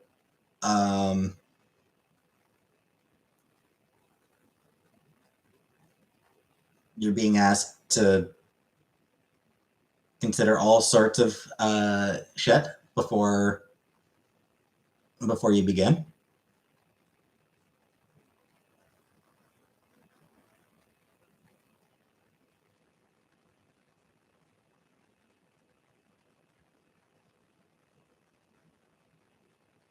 Former employer wants to identify as me, and I'm scared she'll scat me for a hairpiece. Fair concern there. Teens can get hormones at consult.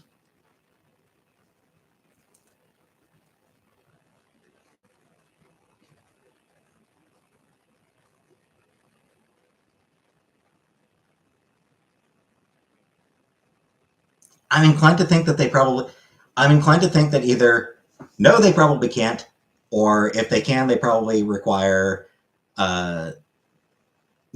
it probably requires having sort of a note from a different doctor about another transition. I don't know, Lily. I'm going to try to start this year. I will try to begin my transition this year. That's my hope. For plastic surgery? I mean, as a society, we chose 18 as the arbitrary beginning of adulthood. So, truthfully, I would maybe be inclined to require some sort of counseling before plastic surgery. Maybe. I'd be sort of inclined towards that.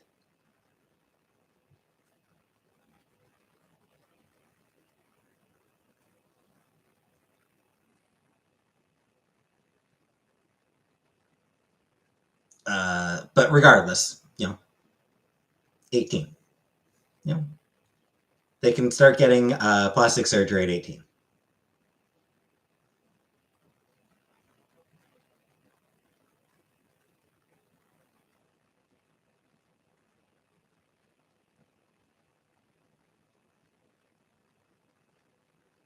The as far as gender affirming surgeries go, the vast majority of those don't occur until 18.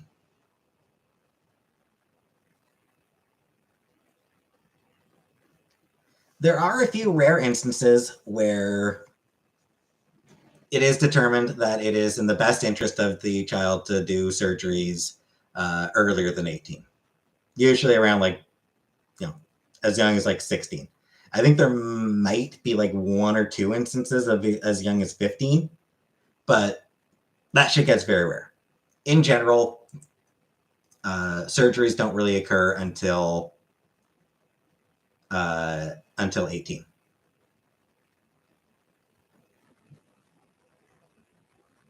No, Lily, I do not think that at all. I absolutely do not think it will solve any of my problems or make my life easier. I think that I will simply be more comfortable in my own skin that way. Really? Blonde wig? No. Absolutely not, Ash. I have no interest in going blonde. Definitely not going blonde.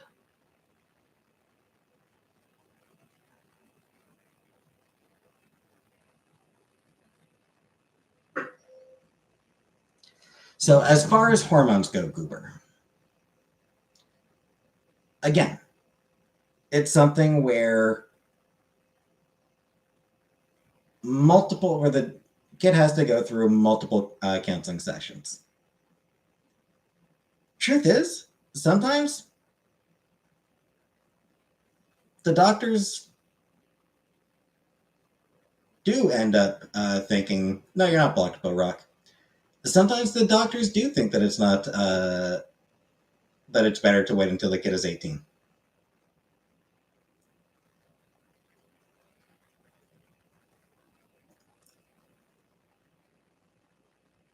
In every case, it is handled on a favorite Triple X trans actress. I don't know, Bo Rock. Your dad. But anyway, yeah.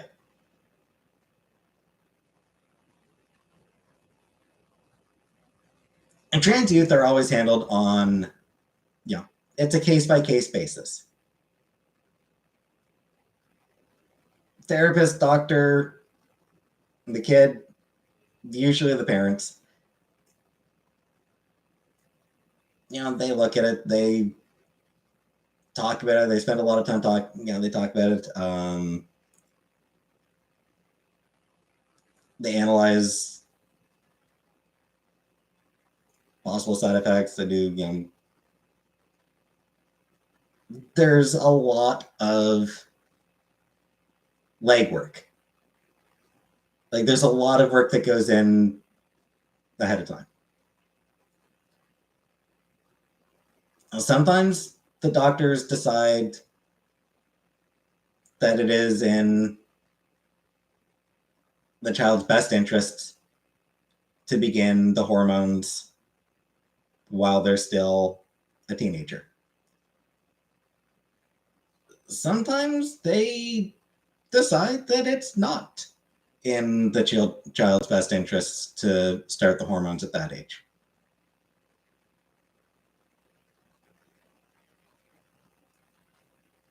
Once a month is what I can afford, Lily. So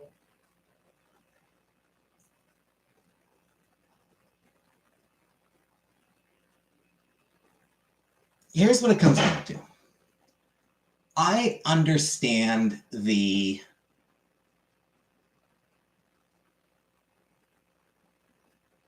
have to protect the children's mindset. I get the argument. I get where it's coming from. I get that it's coming from a place of wanting what is best for kids.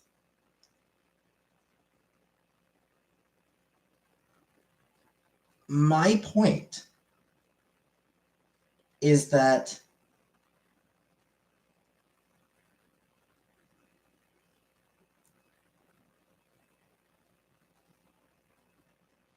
the advocates for allowing youth transition also want to do what they believe is in the best interests of the kids.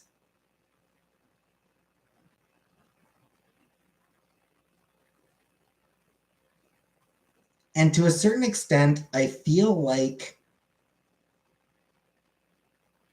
the gender critical crowd, the people who want like a blanket ban, the people who want a blanket ban on youth transition,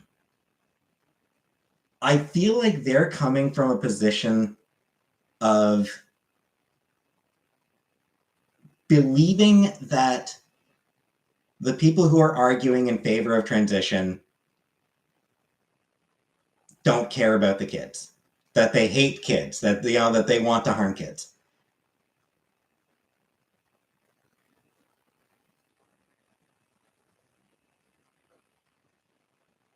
HBIC, I literally just fucking said that I understand the argument of them wanting to do what they feel is in the best interest of the kids.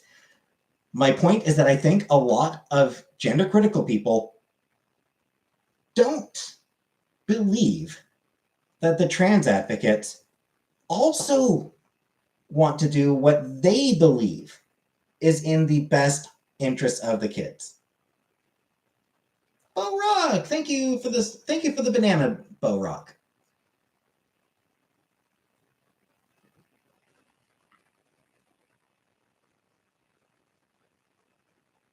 And I'm all in favor of more studies, oranges. I will say most of the studies that do exist indicate not much in the way of there's not much in the way of long-term side effects.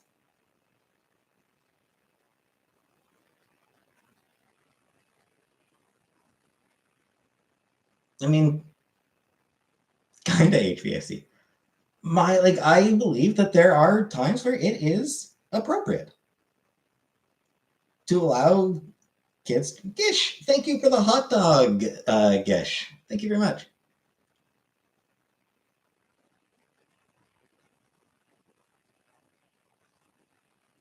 So yeah, that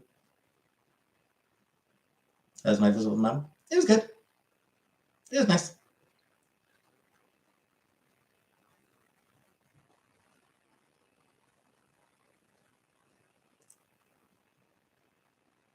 I feel like it is Liberace.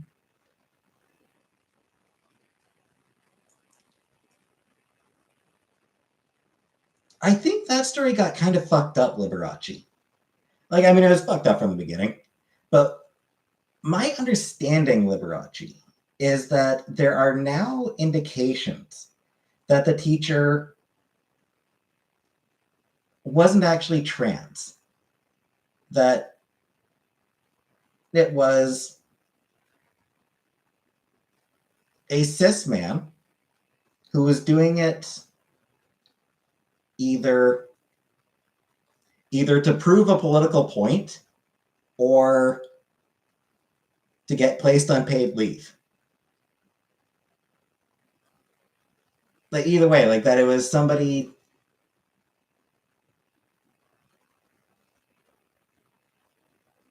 Dandy, moon crickets rise up.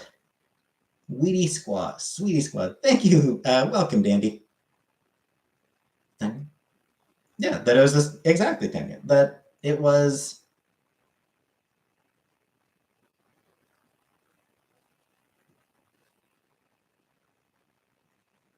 And again, like it's one of those things where it's not actually confirmed 100%, but there's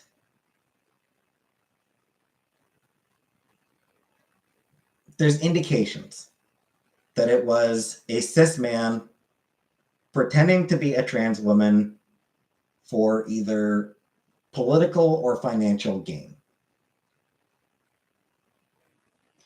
Now, if that teacher was a trans woman, who was, you know, those giant novelty knockers were what, you know, made her feel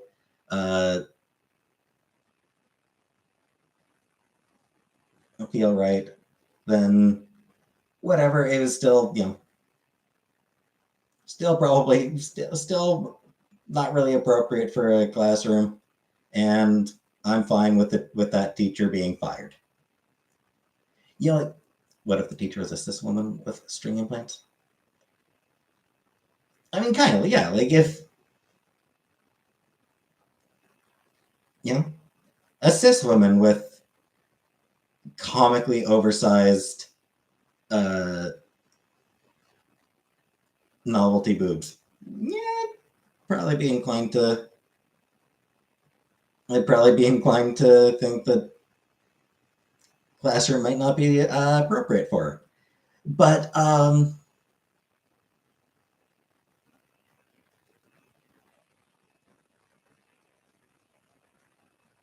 but if that teacher was sincere,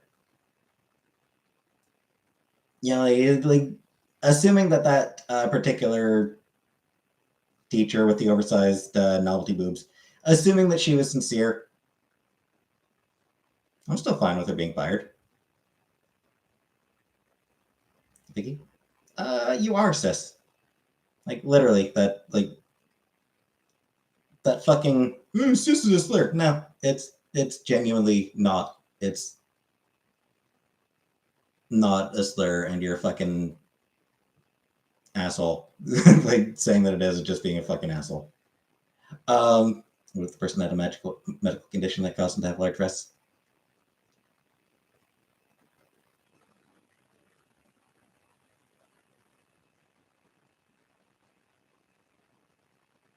That's not the situation we're dealing with here, though, Liberace. You're a woman. Yeah, you are a woman. And in the context of discussions about transition, cis is an adjective, is the right adjective to use to distinguish from trans.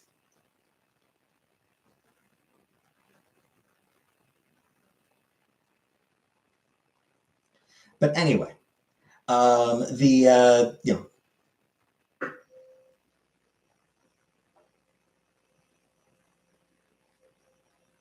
that whole thing about, like, you know, what if it was a medical condition? What if she naturally had boobs like that? I mean, that's not the situation we're dealing with. We'd have to, you know, figure it out in that case. But in this particular instance, assuming that teacher was genuinely a trans woman who genuinely got implants that size, yeah, I'm fine with her being fired. I'm fine with it. Sure. Why not? I'm not going to go to the mat for in that case. Um,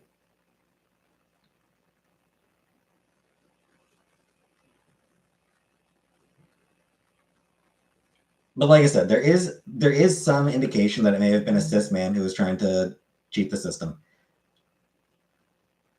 And for the record, I have seen some of the people who, like, I've seen people praising that teacher, like assuming that, like, you know, like people responding to the man. Like I've seen people like I have seen transphobes responding to the speculation that it was a man gaming the system with praise. Guy Fieri, you is multiple. Thou is singular.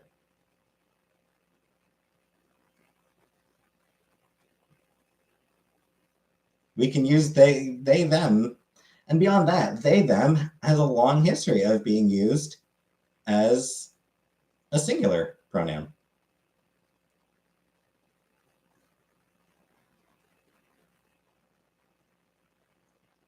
Yeah, if that teacher does turn out to have been a cis man who was pretending to be trans in order to either make trans people look bad or just to cheat the system by being put on administrative leave, unpaid leave.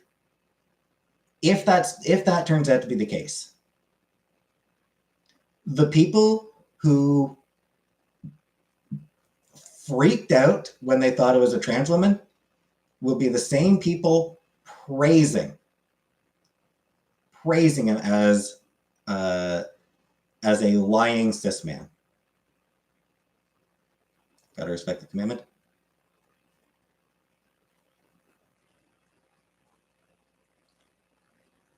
Usually, I will respect people who cheat the system for free money. But there are limits to that. Hey, Buzzball.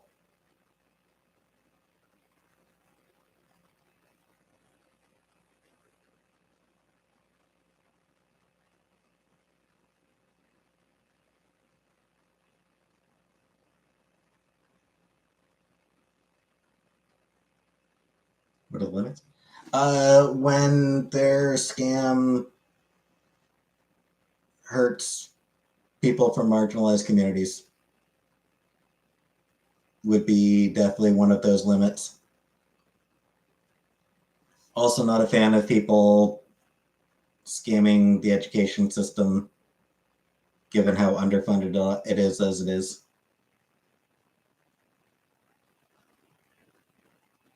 Uber? I will. How do you feel about fleeing the country to avoid paying taxes? Not positive. Stealing tax dollars is usually frowned upon? Yeah.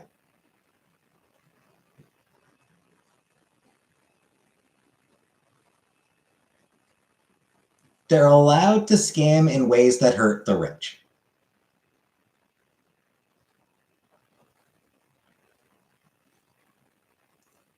Like,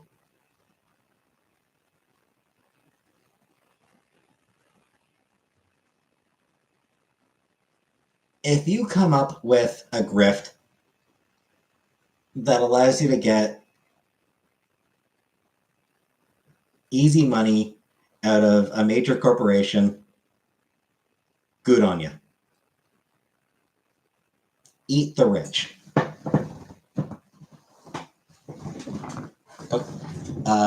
Tomorrow, I imagine I'll probably just do a microwave dinner. A date with mom. It was nice seeing my mom again.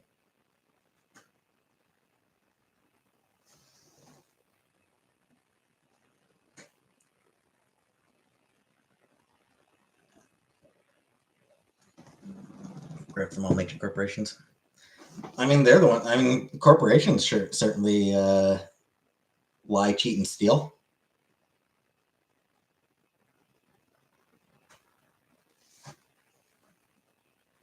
Did you know that the biggest form of theft is wage theft?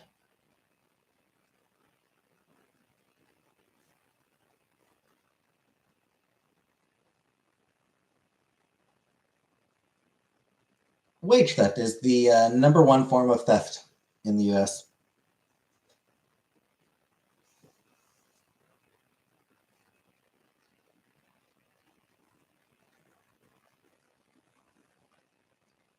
Um,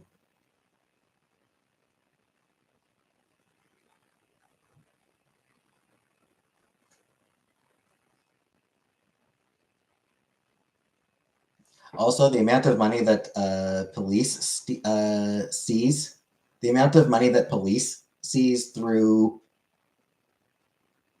what's that thing that allows cops to just take money from people?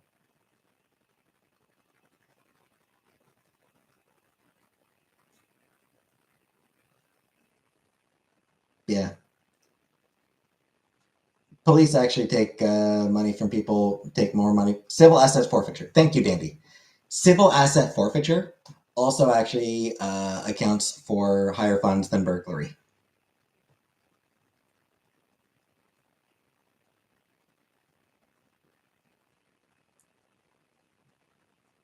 Through civil asset forfeiture, police take more money from people than burglars do. Yeah. So with wage theft being the absolute number one by a wide margin, number one form of theft, it is absolutely okay to steal from corporations. Like, god damn, they're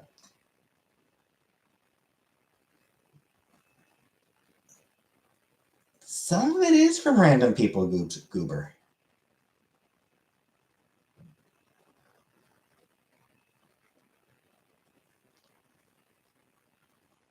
There are actually quite a few instances where they're seizing money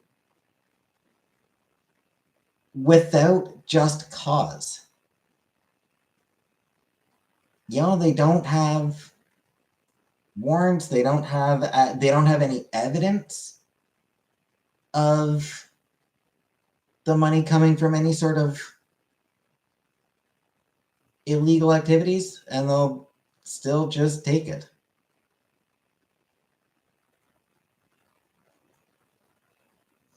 Yeah, then, just read up on civil asset forfeiture.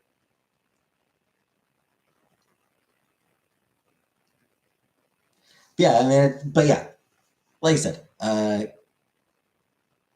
was throwing that out. I was throwing that out as an aside, but my larger point was, like I said, it's okay to steal from corporations. They steal from their workers, so it is okay to steal from them. Until corporations actually decide to be fucking decent and to not cheat their employees and their customers, it is always okay to steal from them. Do I steal? I don't judge ya. I am too honest.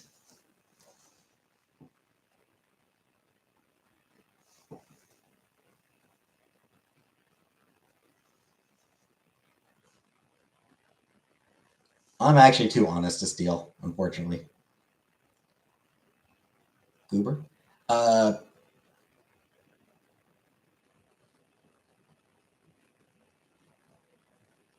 There's not a lot of fraud in those systems, Goober. Some,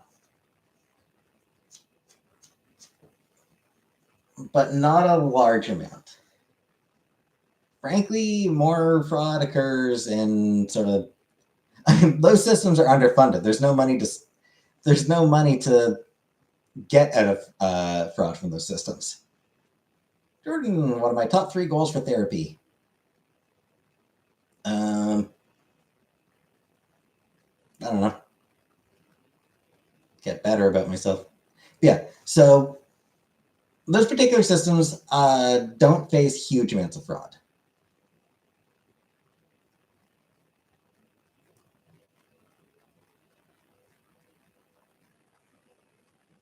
Like,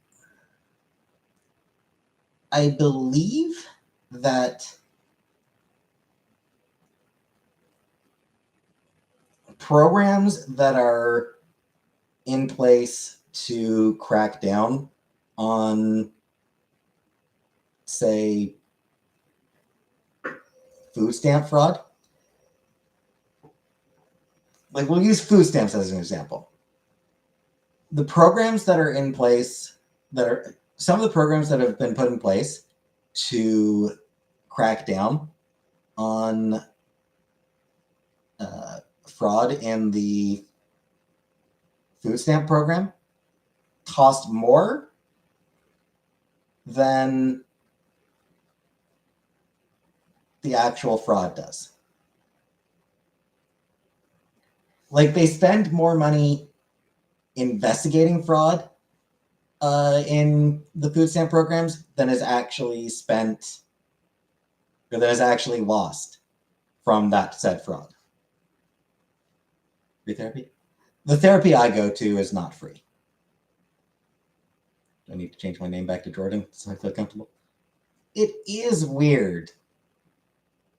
It is weird saying Judot.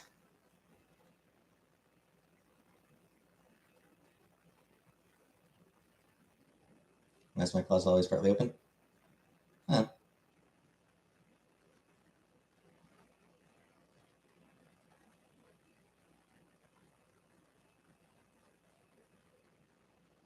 Corporations are just moving out of areas where they have a lot of loss.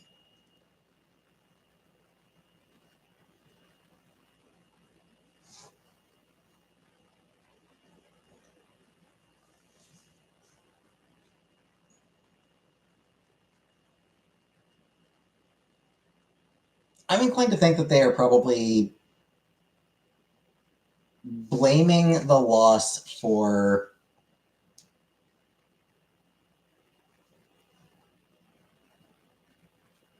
that they're blaming the loss, but that it's probably that the loss probably isn't that the main reason.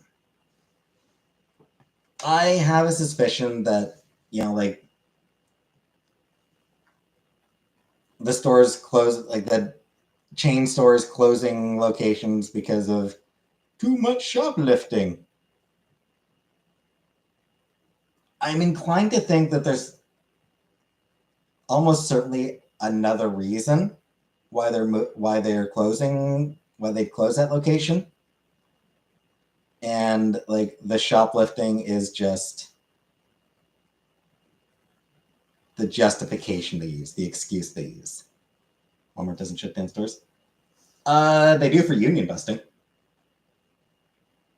They've shut down stores as part of union busting.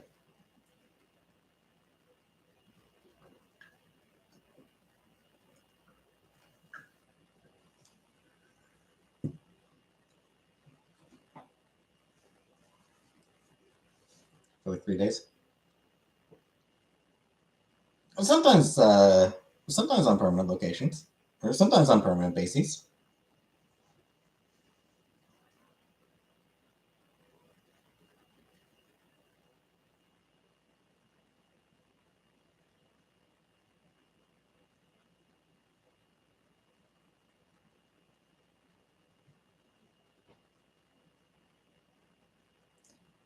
Yeah, in general, Walmart doesn't close down locations that are still profitable because profit's profit. So corporations will seldom close down a profitable location, not without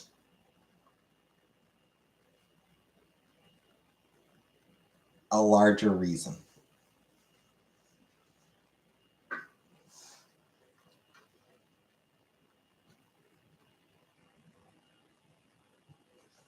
It'll be, hey, Barney.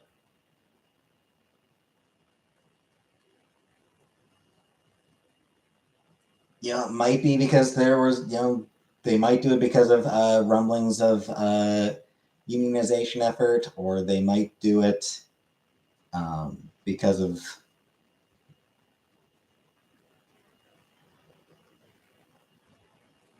sort of political shit.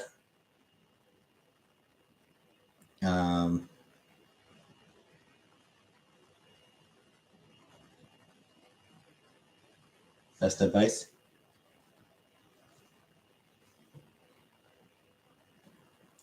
Do better than I do. Yeah, if a location stops being profitable, they'll close it. Is Canada pro-union? Mixed. What is union busting? Efforts done to prevent a union from coming in.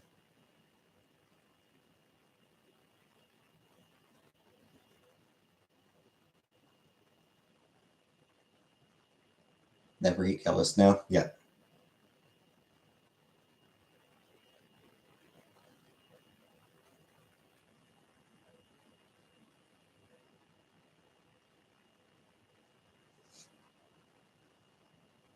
Why does my hair always look so greasy? I don't know. I showered today. I did actually shower today, so I don't know.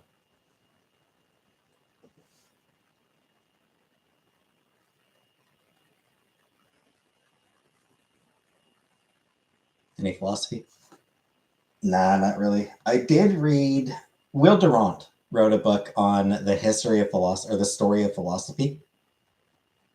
I did read that.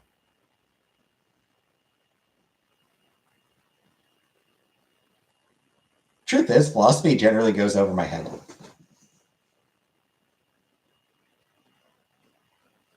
Like, honestly, I don't think of myself as being a particularly intelligent person. And the extent to which philosophy generally goes over my head is a big part of that.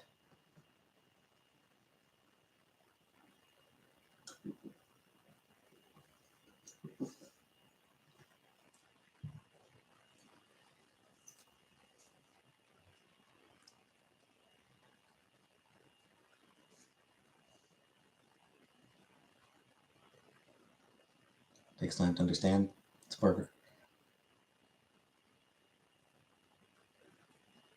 I think a fair bit of the time it comes down to the language used.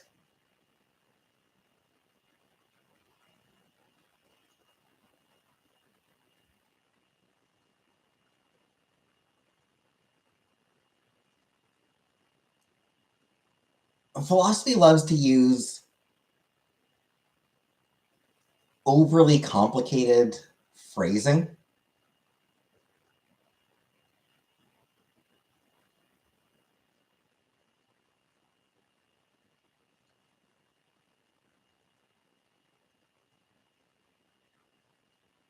Thanks, Ava. So, no plants, Nunya. No, I'm not. I am not a plant person. What should you do if you found out you got cheated on by your boyfriend? Mm. That's the kind of thing that you are definitely going to have to figure out for yourself what you want to do about it.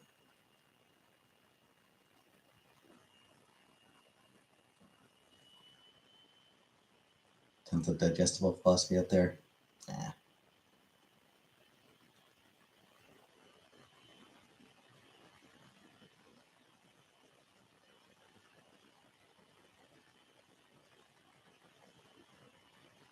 Honestly, I think I'm fine not. I think I'm fine just being uninterested in philosophy.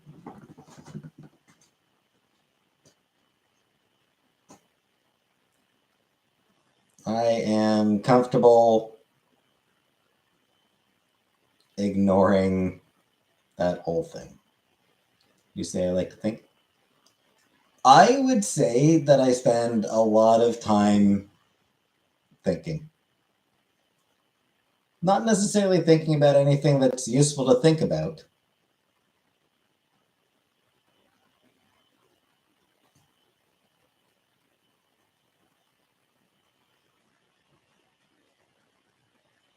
But I think that I spend a lot of time in my own head.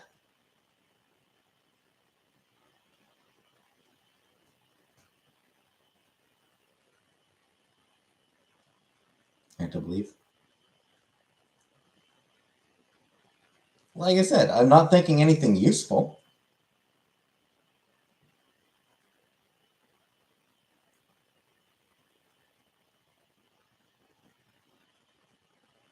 Black Joda. I like. I don't. I'm not able to visualize.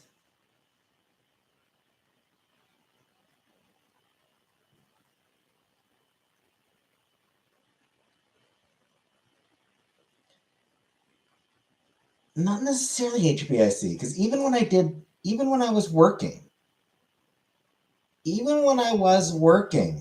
that was a problem for me where I would spend a lot of time thinking about, usually about shit that I didn't want to think about. lot of time spent thinking about how shitty I am. That's definitely always been a big problem for me. And again, even when I had a job, my self-loathing meant that I spent a lot of time, had a lot of thoughts, still do, regularly spend a lot of thought about just hating myself, which is obviously, that is very much one of the big things that I need to work on in therapy. This isn't trauma dumping. This is just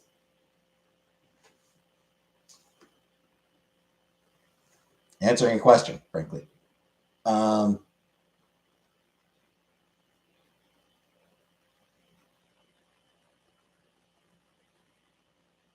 Again, HBIC. This was when I had a job. This was when I had people I lived with. This was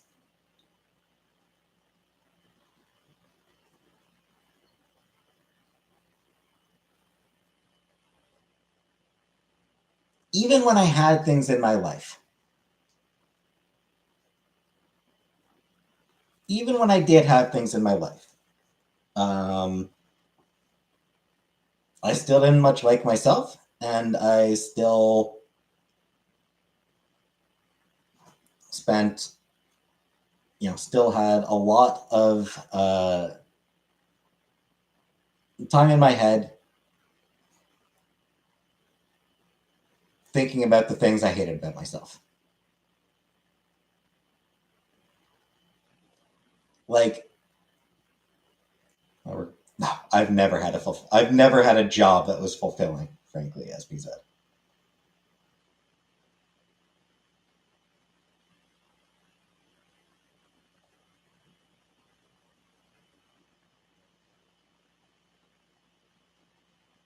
I have no idea, yo mama.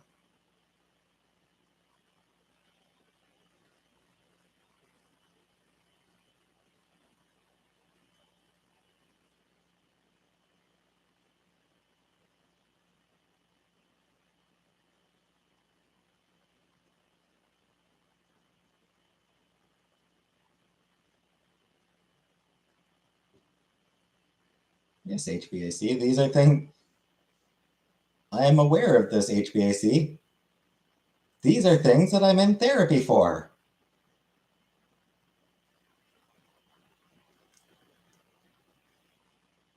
You're not telling me anything I don't already know, HBIC. I'm not making excuses. I am explaining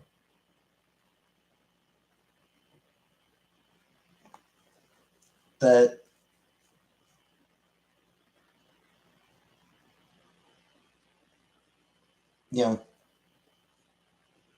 blame like that, pointing to my current conditions as why I feel bad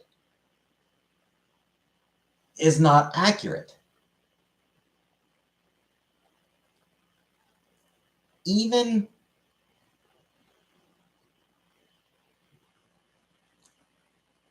at the best points of my life,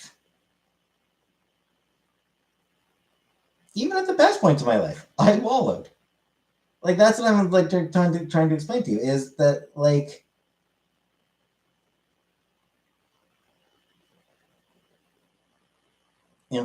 oh, you wouldn't feel so bad if you had a job. Oh, you wouldn't feel so bad if you had a girlfriend. Oh, you wouldn't feel so bad if you did this. You wouldn't feel so bad if you did that. And I am telling you that yes, these are things that that I want to work on, but I am telling you, even if I did all the shit that you are saying that I should do, I would still spend a lot of time in my head thinking about how much I don't like myself. It's not a result of my current, like, that aspect of me. The fact that I spend time in my head thinking about how much I don't like myself, that is not a result of my current situation. That is what I have always done. That is just who I am. I am looking for work.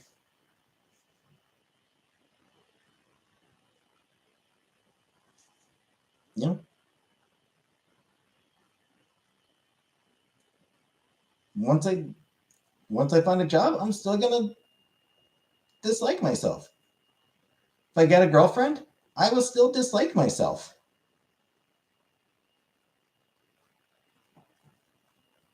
I could be out and about, you know, I could be sitting around with my girlfriend and our best friends having a good time, and I would still be thinking about how much I don't like myself.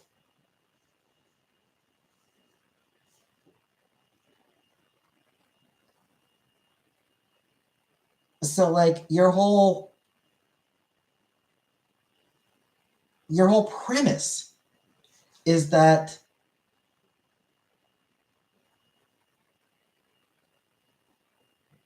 it is a result of my current conditions, but it's not.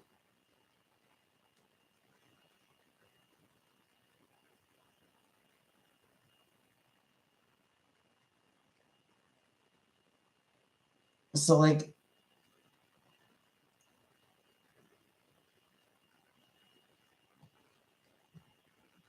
the advice you're offering, aside from it being shit that I've already heard, aside from it being shit that I've already considered, it doesn't actually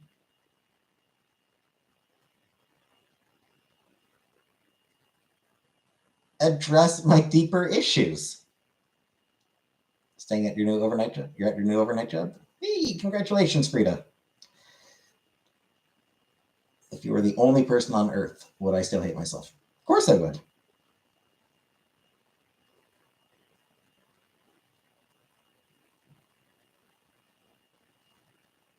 you ever feel understood? Nah, because I don't really understand myself, so uh I have Megan Fox and she's interested in dating you.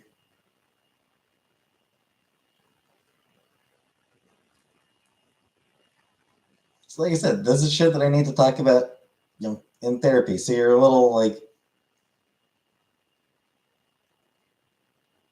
concern trolling bullshit about, oh, of course you're miserable, you don't have a job, of course you're miserable, you don't have friends, of course you're miserable this, of course you're miserable that. Your little concern trolling about that shit is completely and utterly meaningless. I know you are, Jordan. I'm saying HBIC's concern trolling is bullshit.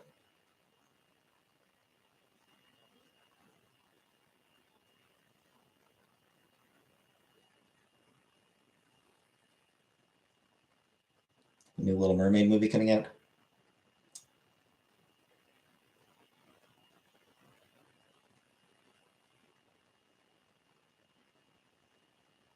That I have no doubt that it's going to be uh,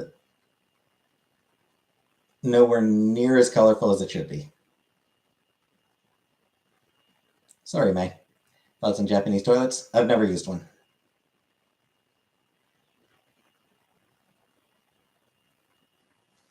Yeah, I mean, my feeling on just Disney's live action adaptations is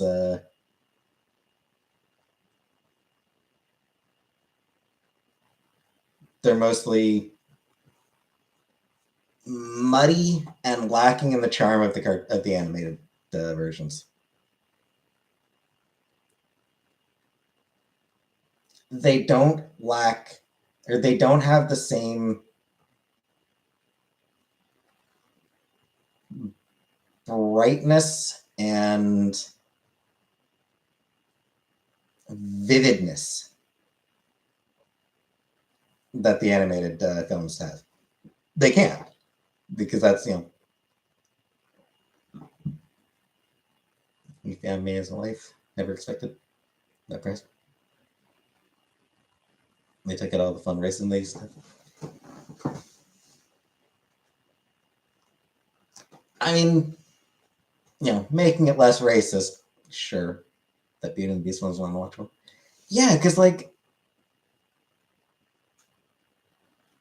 all those inanimate objects that were, all those objects, they weren't as expressive. The clock, it was nowhere. It was totally expressionless. You couldn't make out what expression it was trying to get across.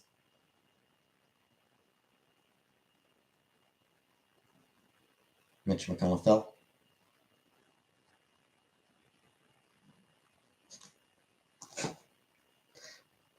It's dangerous. Turtles have trouble getting up when they fall on their back. That's a new April O'Neil adaptation. I'm sure it'll be fine. Disney's for children. People are way too critical for no reason.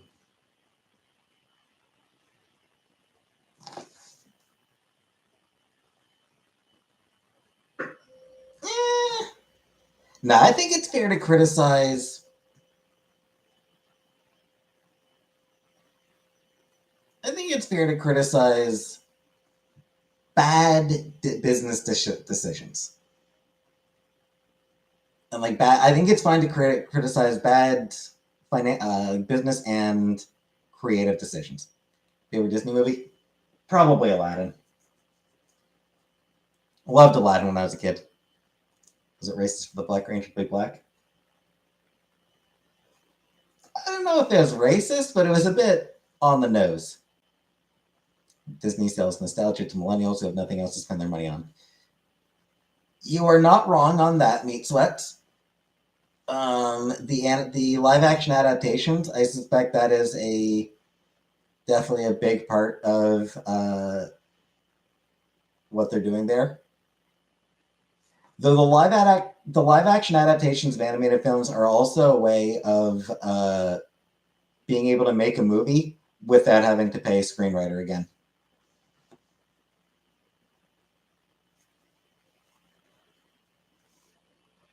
It allows them to save money on the screenplay.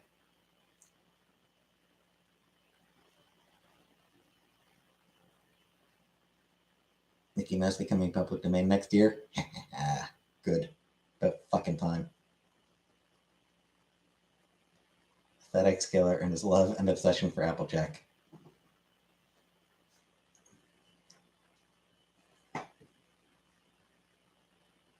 Was he honest when he was caught?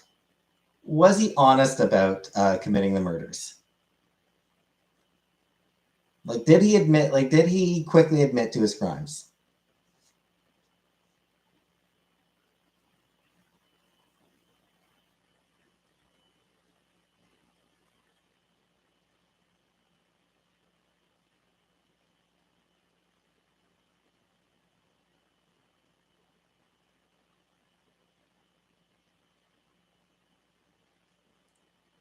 Yeah, was he like? When the police brought him in for questioning, was he like, "Yep, I committed those murders. These are the crimes I committed. This is what I did. This is how I did it. I absolutely, I'm completely guilty. Juju, welcome." Or did he try to deny it? Because if he tried to deny it, then he is no true Applejack fan. He is no true fan of Applejack.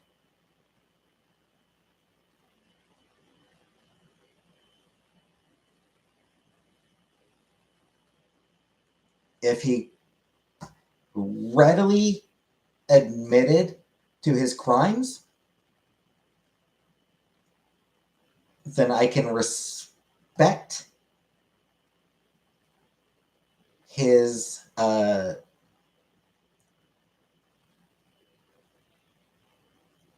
I can respect that he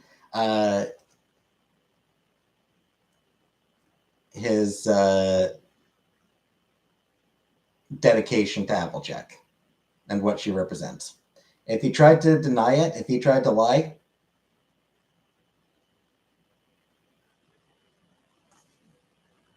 away with him.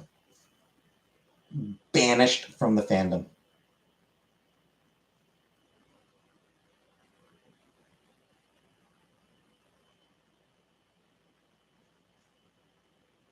This is some deep lore. Yeah, absolutely.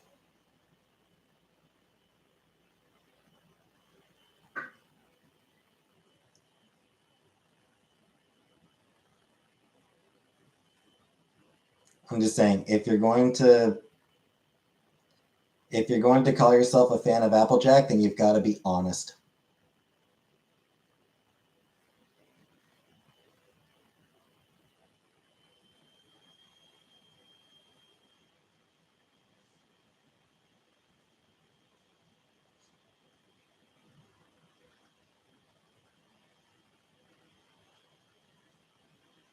And Janet? Let's not end Janet. It's coming up on 3 hours. I'm about ready to call it a night.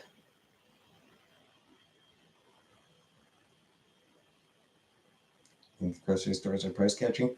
Yeah, of course they are.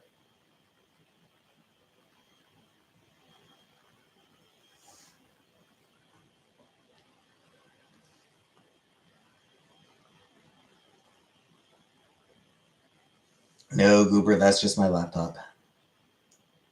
Sleeping stream when? Never. Never doing a sleeping stream. Get a job? I'm looking some guy. I am looking for jobs.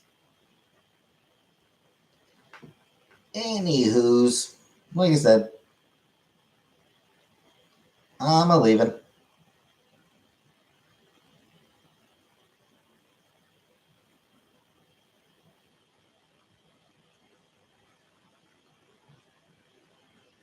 And I'll be back tomorrow.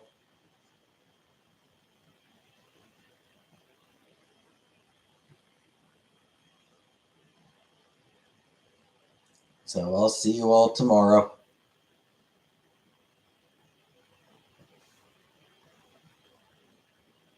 So good night.